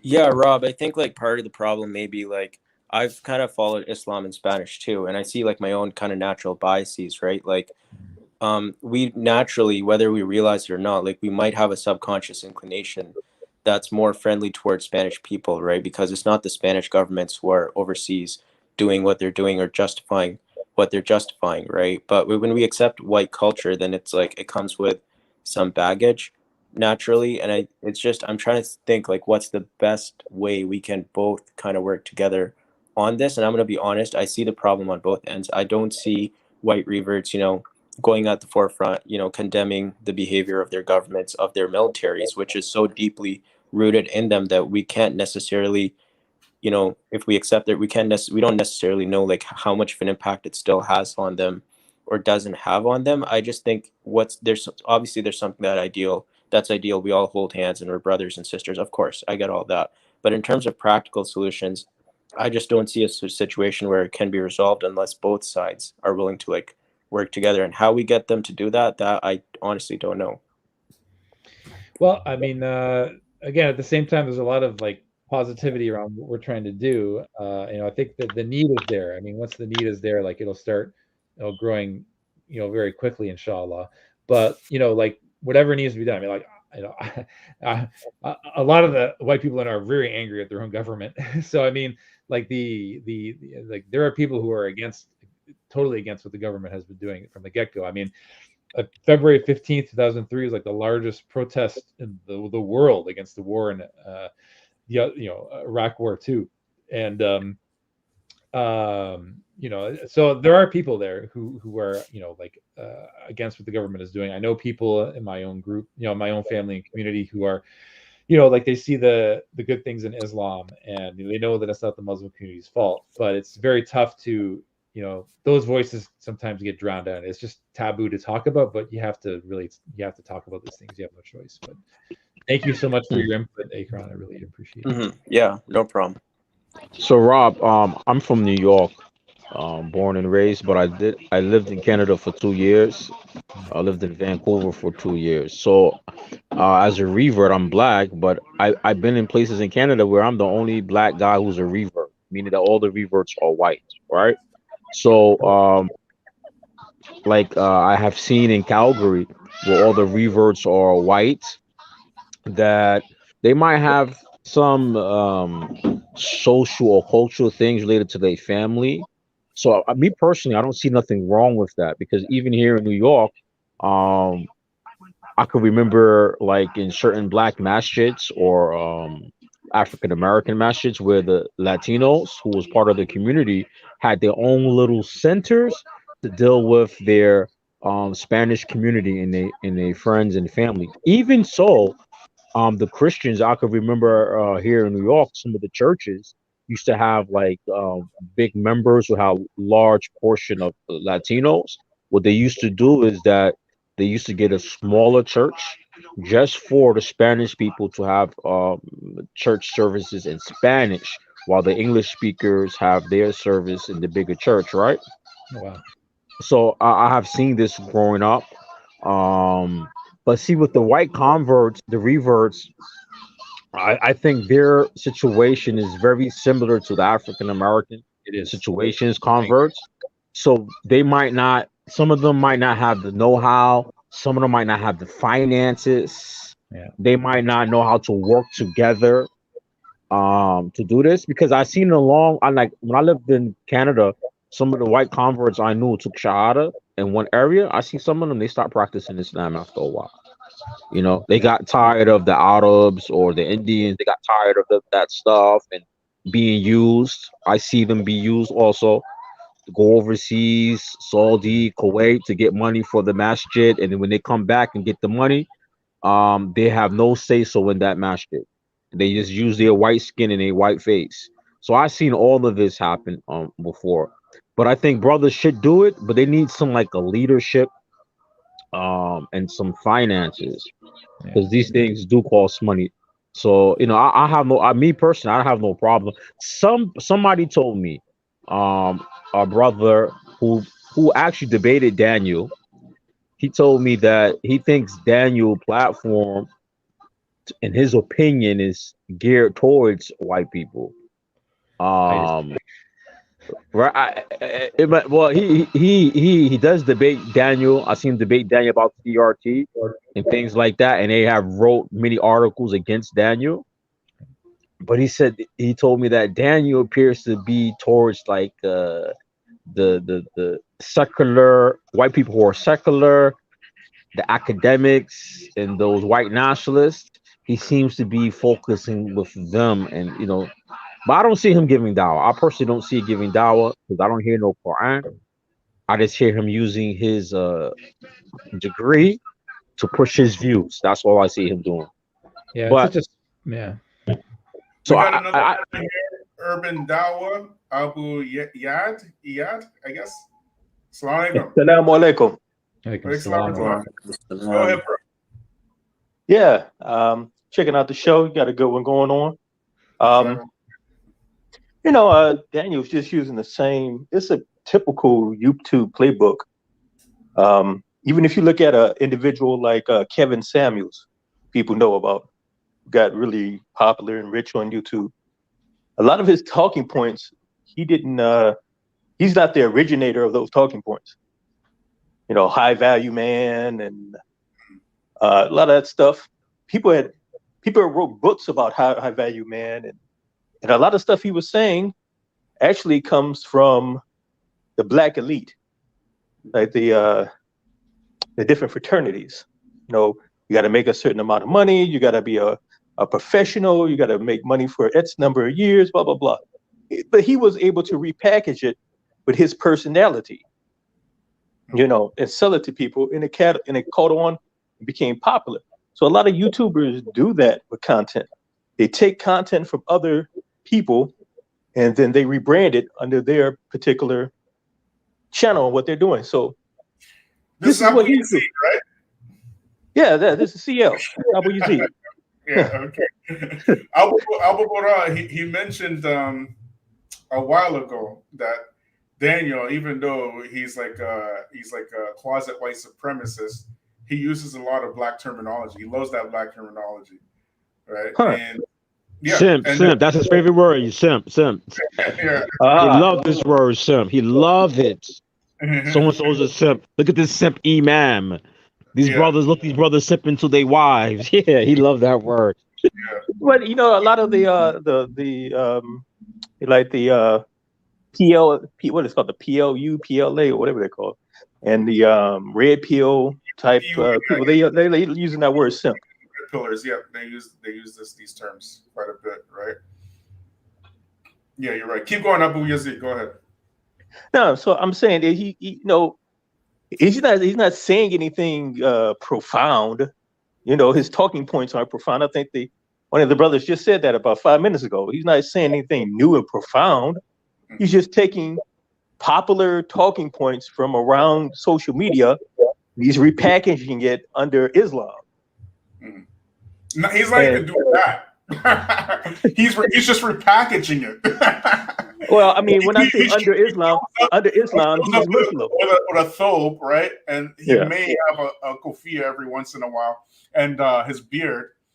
And he's a Muslim bringing alt-right talking points to the Muslims. He's not even repackaging the points at all, man. He's just bringing like pure, unadulterated alt-right talking points. And then the Muslims thinks that he's bringing Islam to the Muslims because he's using the same talking points that he gets off of Gab and 4chan. He just brings it over to the Muslims, and they think he's some sort of genius when he's repeating and parroting alt-right talking points to the Muslims and saying, you know, and then he's saying Quran and Sunnah in there somewhere, you know, because the Quran. You just made a good point. Yeah, go ahead. These talking points, like you just said, those talking points did originate on the, you know, the back channels of the web on 4chan, 8chan. Stormfront is another one of the websites they used to have. I think that got shut down. So these hardcore alt-right websites, then it gets disseminated down to like YouTube and Facebook to conservative and semi-alt-right channels, and then it gets disseminated to the rest of the public. So you're right. A lot of that terminology, that talking points originated from those places. But most people, they don't know. A lot of people, they don't know any better. They don't know the Peterson guy and these other personalities are just Jordan Peterson. They don't know that this stuff started with 8chan and 4chan and Stormfront and all these other places. And what I mean, what's astonishing is that even though the Black Grassroots were the first people to bring this out, and the proof is like, it's too much proof. It's just too much. We have an entire playlist and everything, right? And today we even brought more stuff that we never brought before. And even Rob was breaking it down. Okay? I couldn't break it down like Rob could. Like Rob he's a real expert in this field. He knows his stuff. He's breaking it down for you without the teachers even talking. He's telling you what it is, right? all this evidence, and the Muslims are definitely silent, particularly the ones who gave him a platform to begin with, the ones who are pushing him in front of the Muslims. They're not saying anything. They're not saying anything, and the word is getting out because of the black grassroots. And now Rob from the white grassroots is confirming everything that we're saying without me even putting my own input. Now, what y'all gotta say? Go ahead, Akron. But Bilal, we've seen this before. 9/11 in the Muslim community. Oh yeah, exactly. We remember very well. I'm not. Rob, were you Muslim in 9/11 or no? I was not Muslim before then, but I soon got into like the whole 9/11 truth thing soon afterwards. But I saw that like it was a very tough time for the Muslim community. Right, but what Abu Bara is alluding to, any black Muslim was a Muslim back at that time. We know what it is. They were shaving them beards off, taking them hijabs off, taking them thongs off. I don't have to say it. We know what happened. What happened, man? The Easterners were like, all of a sudden beards just started coming off. The people who started wearing thobes started wearing suits, and you know what I mean. And then Muhammad became Mo, and all kind of. Who was holding it down the entire time? Black people, black Muslims. Thank you. I went in and legally changed my name into Muhammad legally. There you go. Wallahi, I went and changed my name legally. People they gave talks in the mash and people changed their name from Muslim to a Western name. I was like, yo, I went to court and changed my name legally to a Muslim name. But you brothers do understand that before 9/11 happened and George Bush and the neocons did all those things to the Muslim community, that prior to that, and I put up a post on my channel about this, that I got to say it, the Arab community in large numbers voted for George Bush in 99, 2000. And the Desi Muslim community in the Desi community, you're right. They came out overwhelmingly and supported George Bush and helped install the neocons into power.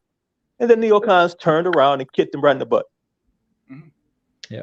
So, Brother Akron, he was saying something before. What were you saying, brother? Yeah, I was saying, like, just on the topic of like how a lot of these views do come from, you know, these alt-right websites. Like, not all of it is necessarily profound. Like, even I don't know if you guys saw his debate on female education that he had with the sister. I actually really enjoyed that debate.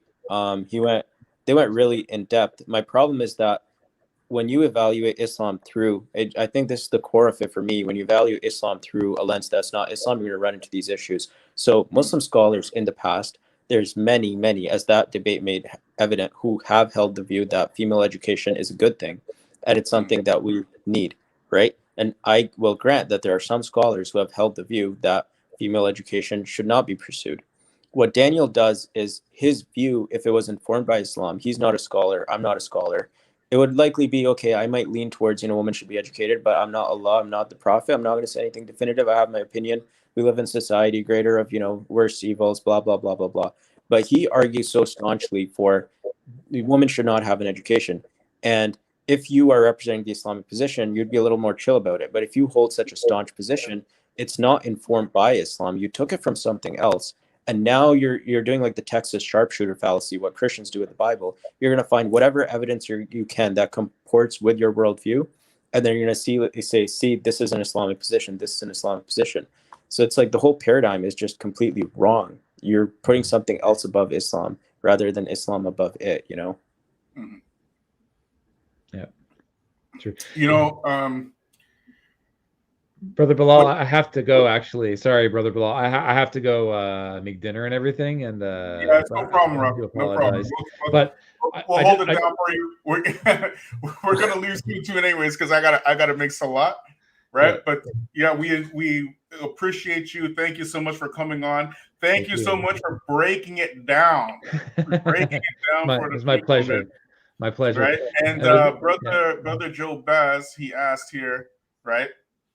If I can have host a discussion with the Feachaz and Daniel on your channel. I don't want. Daniel's not coming on my channel.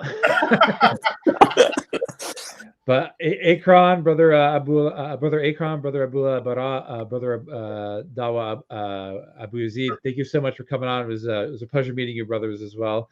And brother Bilal, thank you for having me on. Really appreciate it. And I'll take care, guys. Assalamu alaikum wa rahmatullahi wa barakatuh. Brothers, it was great talking to you, Rob. Brother Rob's channel, Islam4Europeans, Yes. as well. Islam4Europeans. Well, right? He's the white grassroots, okay? And he's actually doing grassroots stuff. You'll see it on his channel as well. Yeah, we're giving Dawah to a hockey event next month. A bunch of us are going to a hockey game. They're going to treat Dawah at a hockey game. Rob, before you go, I have a topic for you to maybe consider talking about. It's something I've been thinking about. I'll say it in like 10 seconds. I know you have to go. What is actually the best way to do da'wah in the West? Is it the contingency argument? Is it logic and reason? Is it emotional arguments? Is it praying in public? I think it's something that, maybe we just presuppose, because Christians are all emotions. We presuppose logic and then we run along with it. Is it the most effective way? I don't know, but it's just a thought, Yeah, it's a good question. I mean, I guess it depends on the person. It depends on the community, but it's definitely a good YouTube video. And inshallah, let me see if I can make a video on that next, inshallah. Yeah. All right, sounds good. All right, take care, guys. Assalamu alaikum. Wa alaikum assalam. Right. So now we were mentioning about what were we mentioning? I lost my train of thought. Go ahead. Somebody jump in here and save me, man. About Daniel Haqiqatjou and what was the point though? I don't know. I think I brought up education, but I don't know if anyone wanted to. Oh yeah, that's the one. That's the one. Yeah, that's it. Yeah, right. So what Daniel does, right, and not just him. Right? We can't just. But you find a lot of these YouTubian elite channels. They have these really nonsensical debates, like debates that maybe a Muslim isn't even thinking about it. You know what I mean? Like I don't go throughout my life worrying about whether a girl should be educated or not. And even if I did, right, what I would do was I would expect a fatwa first before I say anything. Right on. You know what I mean? I would wait for a scholar to say something, like women are not allowed to be educated. And then I'll look at it. You get it? But why is Daniel bringing this stuff up? Why? Because there's this push from the red pill movement, which you can say there's a lot of what you call intersectionality between red pill and alt-right.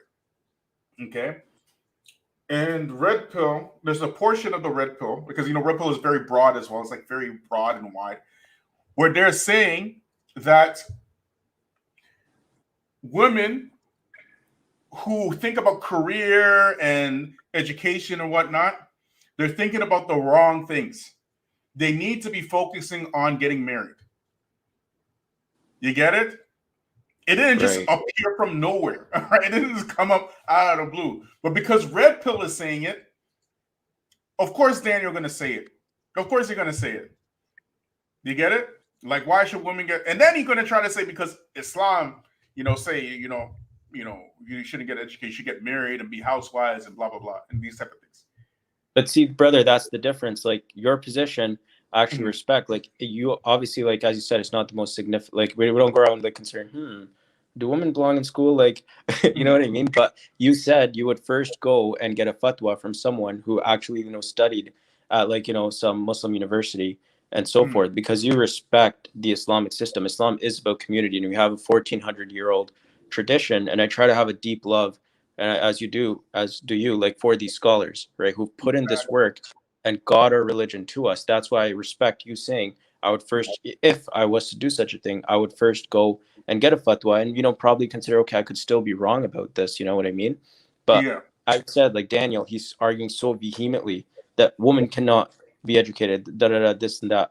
And another thing I noticed is that good way of knowing if your ideology is something. Is his wife educated? Is Daniel Haqiqatjou's wife educated? Exactly what I was going to say. A good way to know if your ideology is reasonable or not is to see if you can practically apply it in your own life. He's held the view that women, he said something akin to women shouldn't leave the house.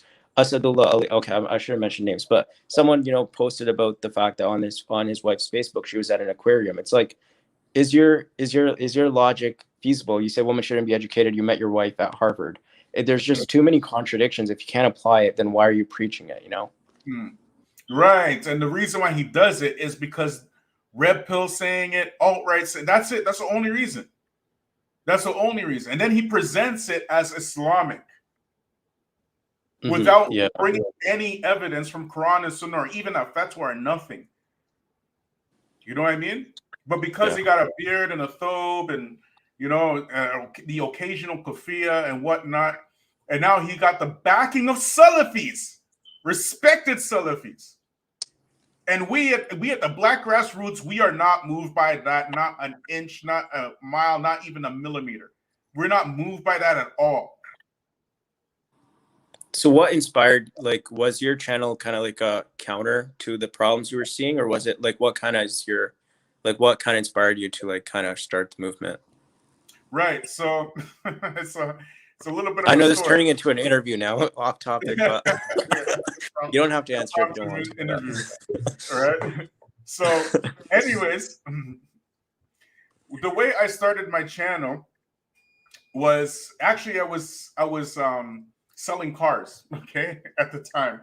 The Feachaz, right? It's a name. Muslim Cowboy, you can come back, but just give me a minute, right? The Feachaz is just a name, right, that I was using because I wanted to basically talk about the car features on my channel, right? So it's like the Feachaz, right? So I was actually selling cars. I was putting videos on my channel when I was selling cars about car features, right?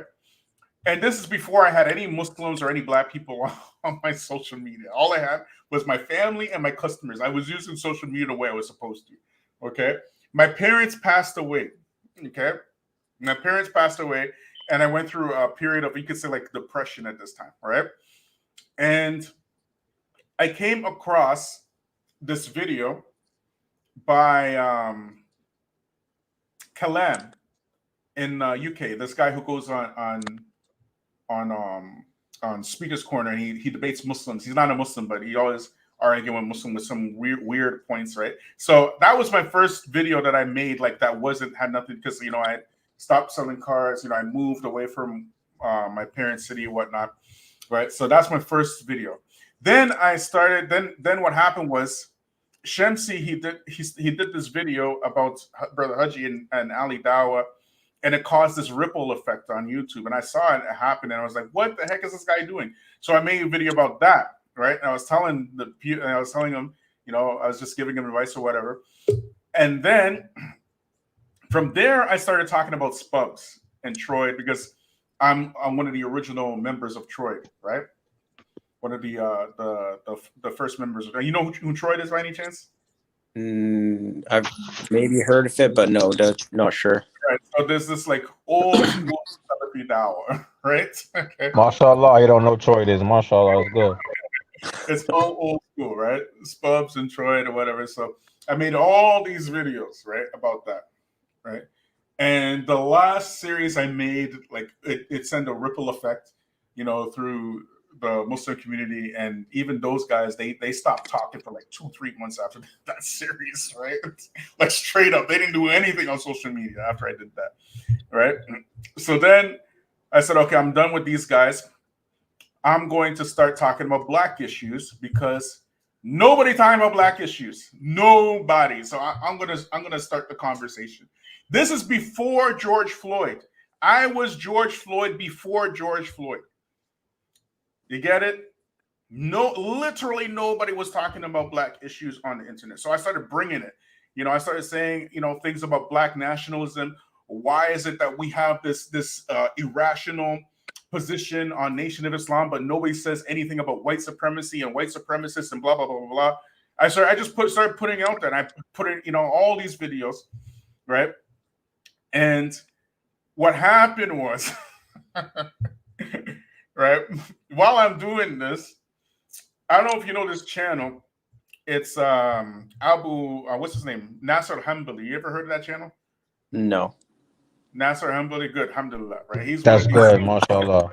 Yeah, he's one of Just these to confirm, you guys aren't like neo-Salafis, right? Like you're not neo-Salafis. I'm just making sure, or you are.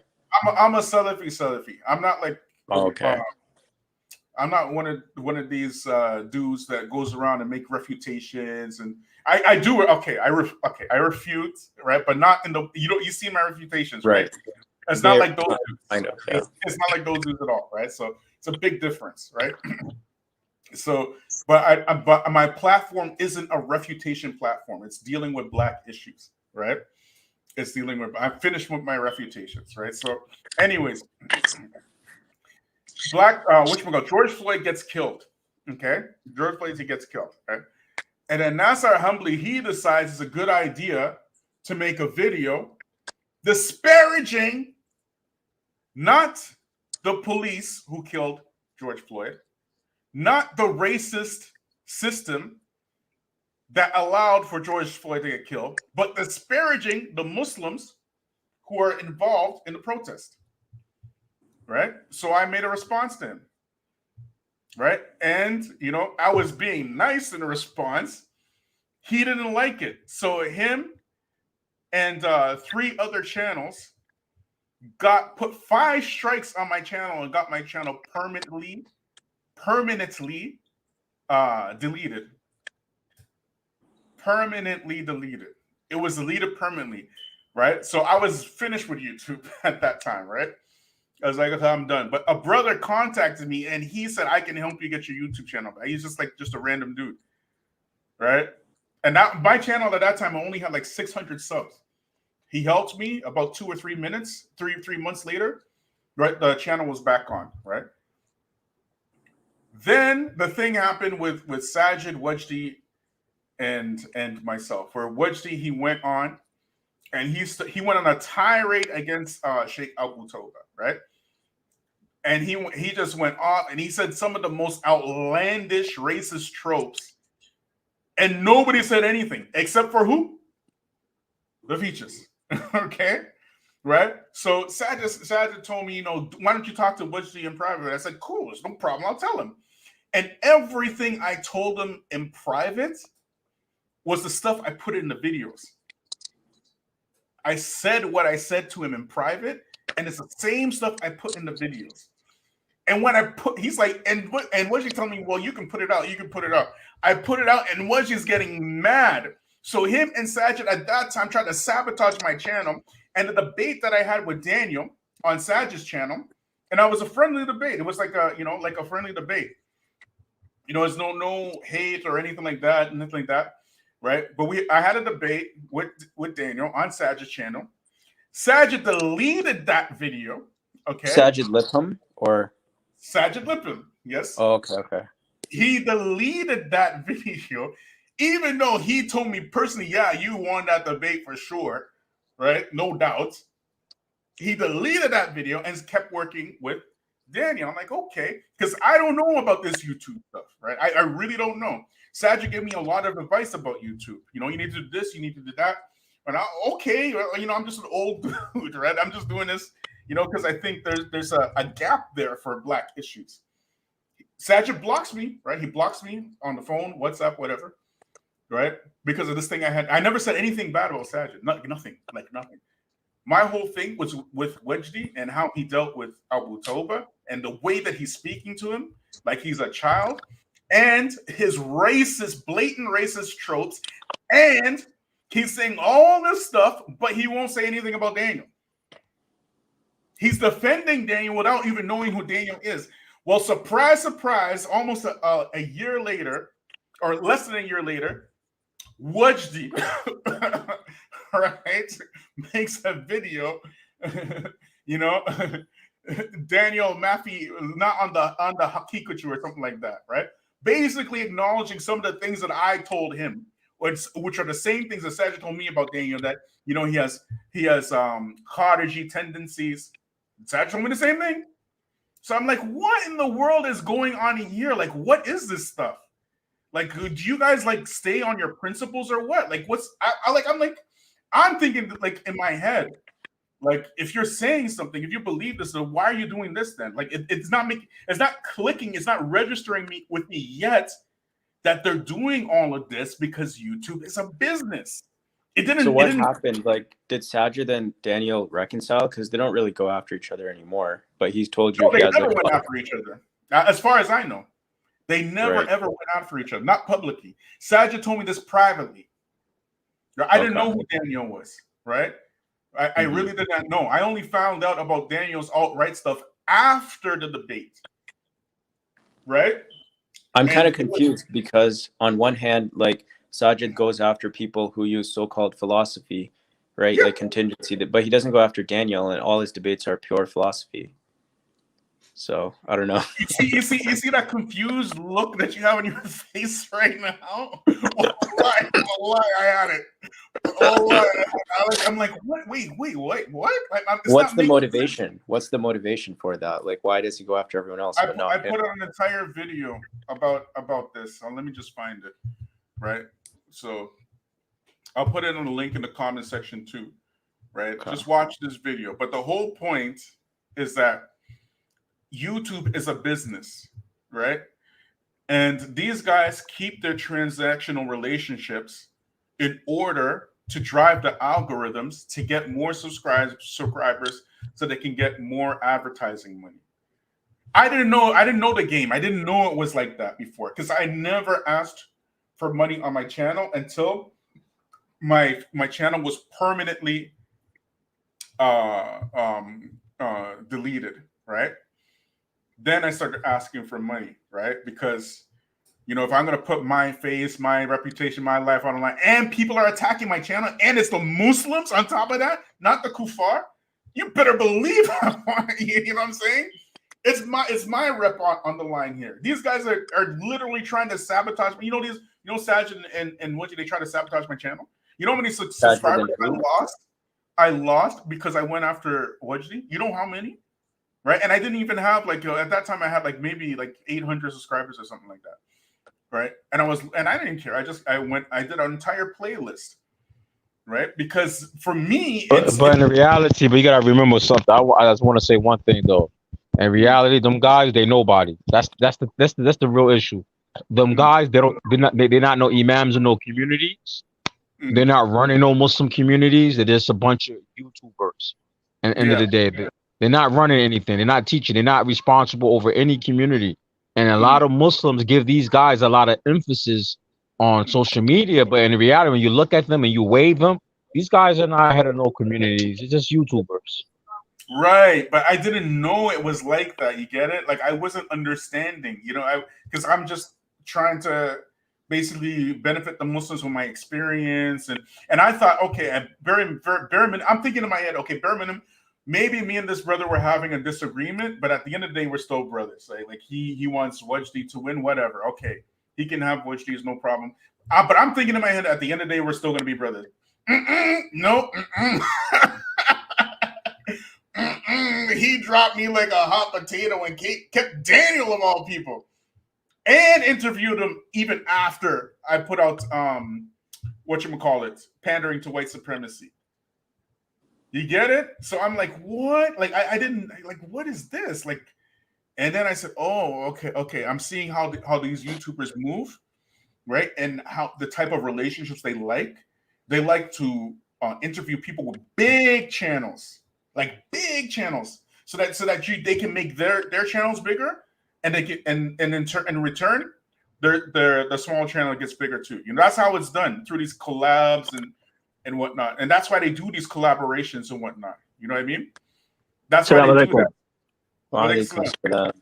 Is Sajid still seeking knowledge as far as anyone knows? I don't know. Allahu Alam. I know that Saj was not in their conference. I just want to say that.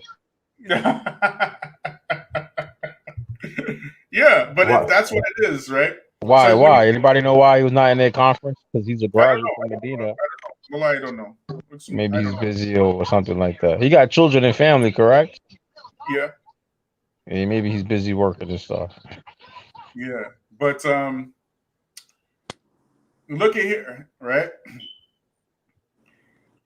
Now, because the brother was asking me why I started it. I started this because at the beginning I started it because nobody was talking for Black issues. Then I just started doing my thing here. Then I realized after all these people, you know, who are pretending to have integrity and principles, I realized that there's a legit movement against Black success. It's legit. It's not something that's hidden. I mean, it is hidden. What I mean is that no, there's a real push to make sure that Black people don't get their own thing.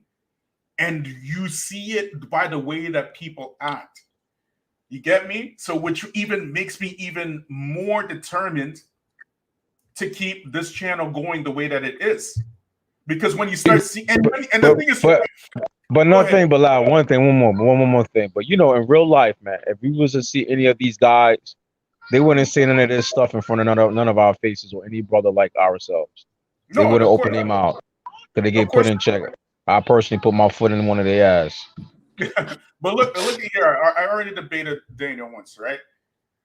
And I debated on Saj's channel. Okay, Saj knows what happened. He told me. Daniel knows what happened. He told me. A brother recently. I'm not going to mention his name or his channel, right? Okay. Daniel's a sucker, man. He's a sucker, man. He's a coward, sucker, punk. I asked him a question on Facebook about one of his teachers who's a deviant. This emotional baby blocked me. He's a baby. He's a kid, man. This guy is a kid. He's a kid, man. But get this, he don't, you know, he got no knowledge, and he know that. I told him straight up. You don't know Arabic. You struggling learning Arabic. You need to go sit down, man, and learn Deen, and then try to teach somebody. Go learn Deen first. But you know, he needs to go learn. He needs to learn Deen, man. That guy. He don't have even his basics of understanding the religion. He has many flaws in the basics. But get this, right? Continue. Right, brother. Recently, yesterday, right? He gets in contact with me. You know, he's telling me, Brother Bilal, you know, there's a brother that I know. He's a YouTuber, blah blah blah blah blah, and he knows Sajid. I mean, he knows Daniel personally, and he wants to know if you would be willing to come on his channel to debate Daniel on some of the issues that you're bringing up. I replied, cool, no problem. Just Assalamu Alaikum, Islam, no problem. Just let me know the format, and you know, and I'll be there, inshallah. Right? Just let me know the format. That's all I said. Not even a half hour later, what do you think happened? You're running, right? What do you think? Just take a wild guess. You see, I'm putting it all out here. That's the thing. You said you're running. That's my guess. You probably said you're running from the debate. No. Didn't reply. No, none of that. Remember, he's inviting me to debate Daniel, right? And I'm like, yeah, okay, no problem. That's all I said. I didn't say anything, you know, just give me the format. I just want to know the format. That's it. And the YouTube channel. Brother sends me the YouTube channel. About a half hour later, not even a half hour later, brother calls me back. You know, Daniel refused. And what do you think? You think I was surprised? Do you think I was? Do you think I was surprised? But he's thanking me. You know, at least you're willing to talk to me. Yeah. I'm not going to refuse to talk to anybody. You know what I mean? I'm not going to refuse to talk to anybody. But what excuse can Daniel really have for not debating me on the things I'm bringing up? We already debated, bro. You can't tell me that you're not willing to debate because we already did it. You get me? You can't tell me because you know, we're some sort of, I don't know. What excuse can you have? My channel's too small. Like, what is it? What is it? Branding. There's only one reason. Branding. What is that reason, Josh? What is that reason, Josh?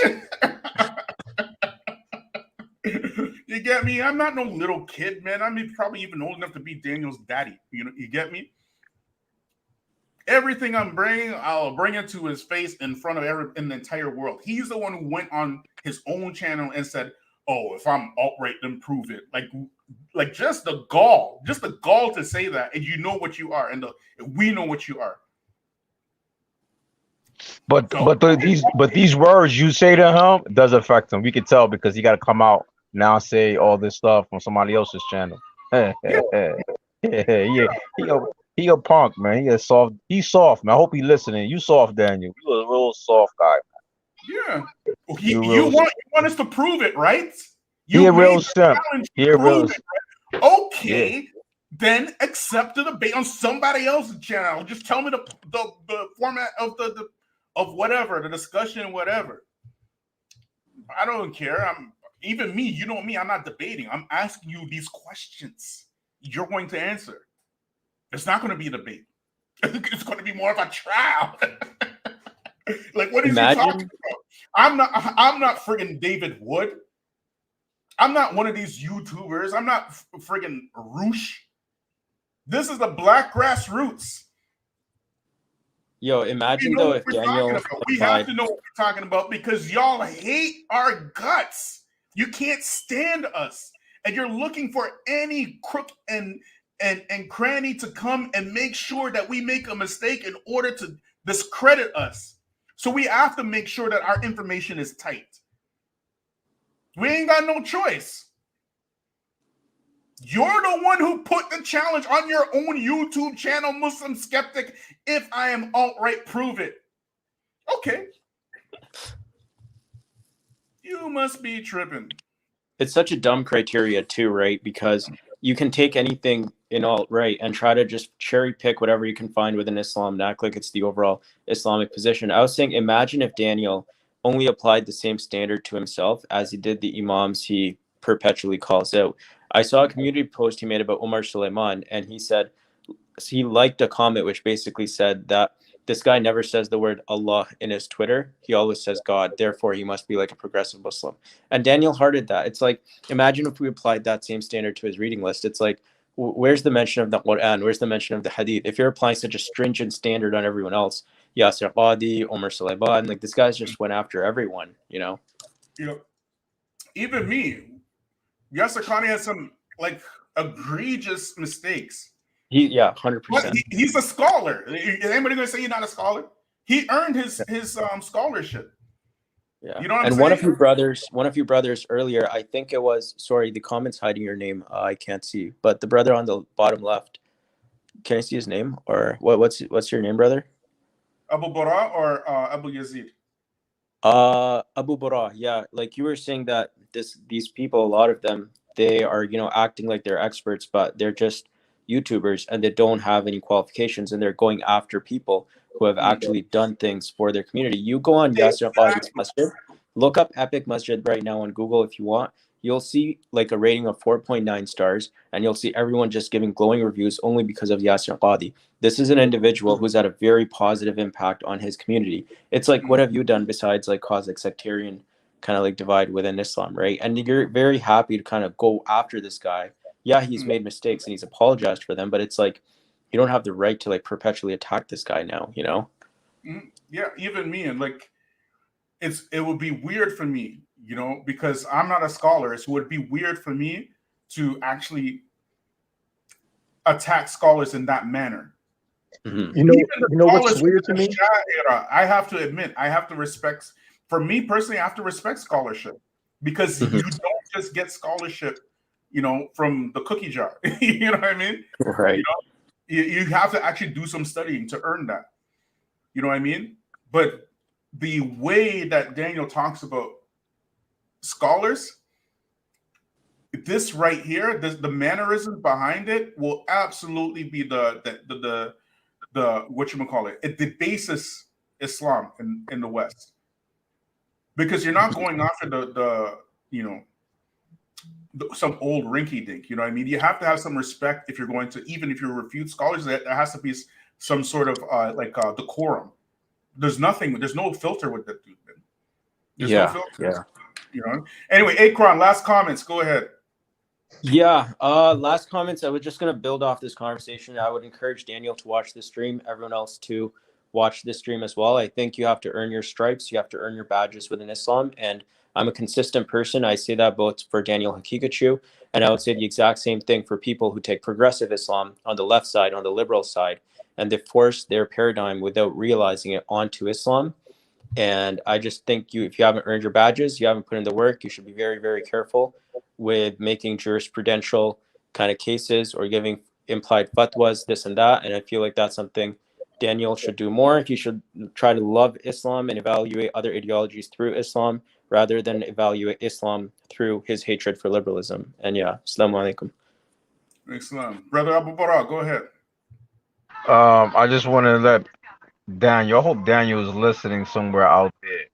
You know, Daniel, you are a muta'alim. That is you. You are a charlatan. You need to stop trying to teach Muslims. Go sit down. Go learn. Go find somebody. I see you. He posts a lot of Sheikh units. This is a Sheikh from British Columbia. I believe he's in Victoria now. He's a lot of Facebook posts. You know, I live with Sheikh Yunus for 2 years in Vancouver. Back then it was called Daughter Medina, where he used to be at. And I benefited a lot from Sheikh Yunus for those 2 years. He's a graduate from Medina. MashaAllah, Allah bless the Sheikh with some knowledge.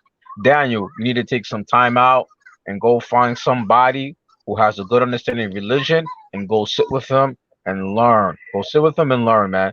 This stuff on YouTube, all this stuff that I see people was trying to uplift them is gonna come, is gonna bite them, is gonna bite them real hard, is gonna hit them real hard, because somebody gonna ask you for some fatwa, some Q&A, you're gonna give them a wrong answer, and it's gonna be very harmful for that person, and you're gonna be held accountable for that.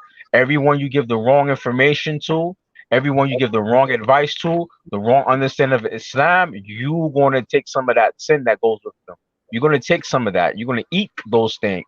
And for all those brothers who is helping Daniel and using Daniel and their platform and this, and you have an understanding of Islam, you better fear Allah subhanahu wa ta'ala. You better fear Allah, because if you don't fear Allah, you're gonna misguide Muslims with this guy, man. You know, that's all I wanted to say.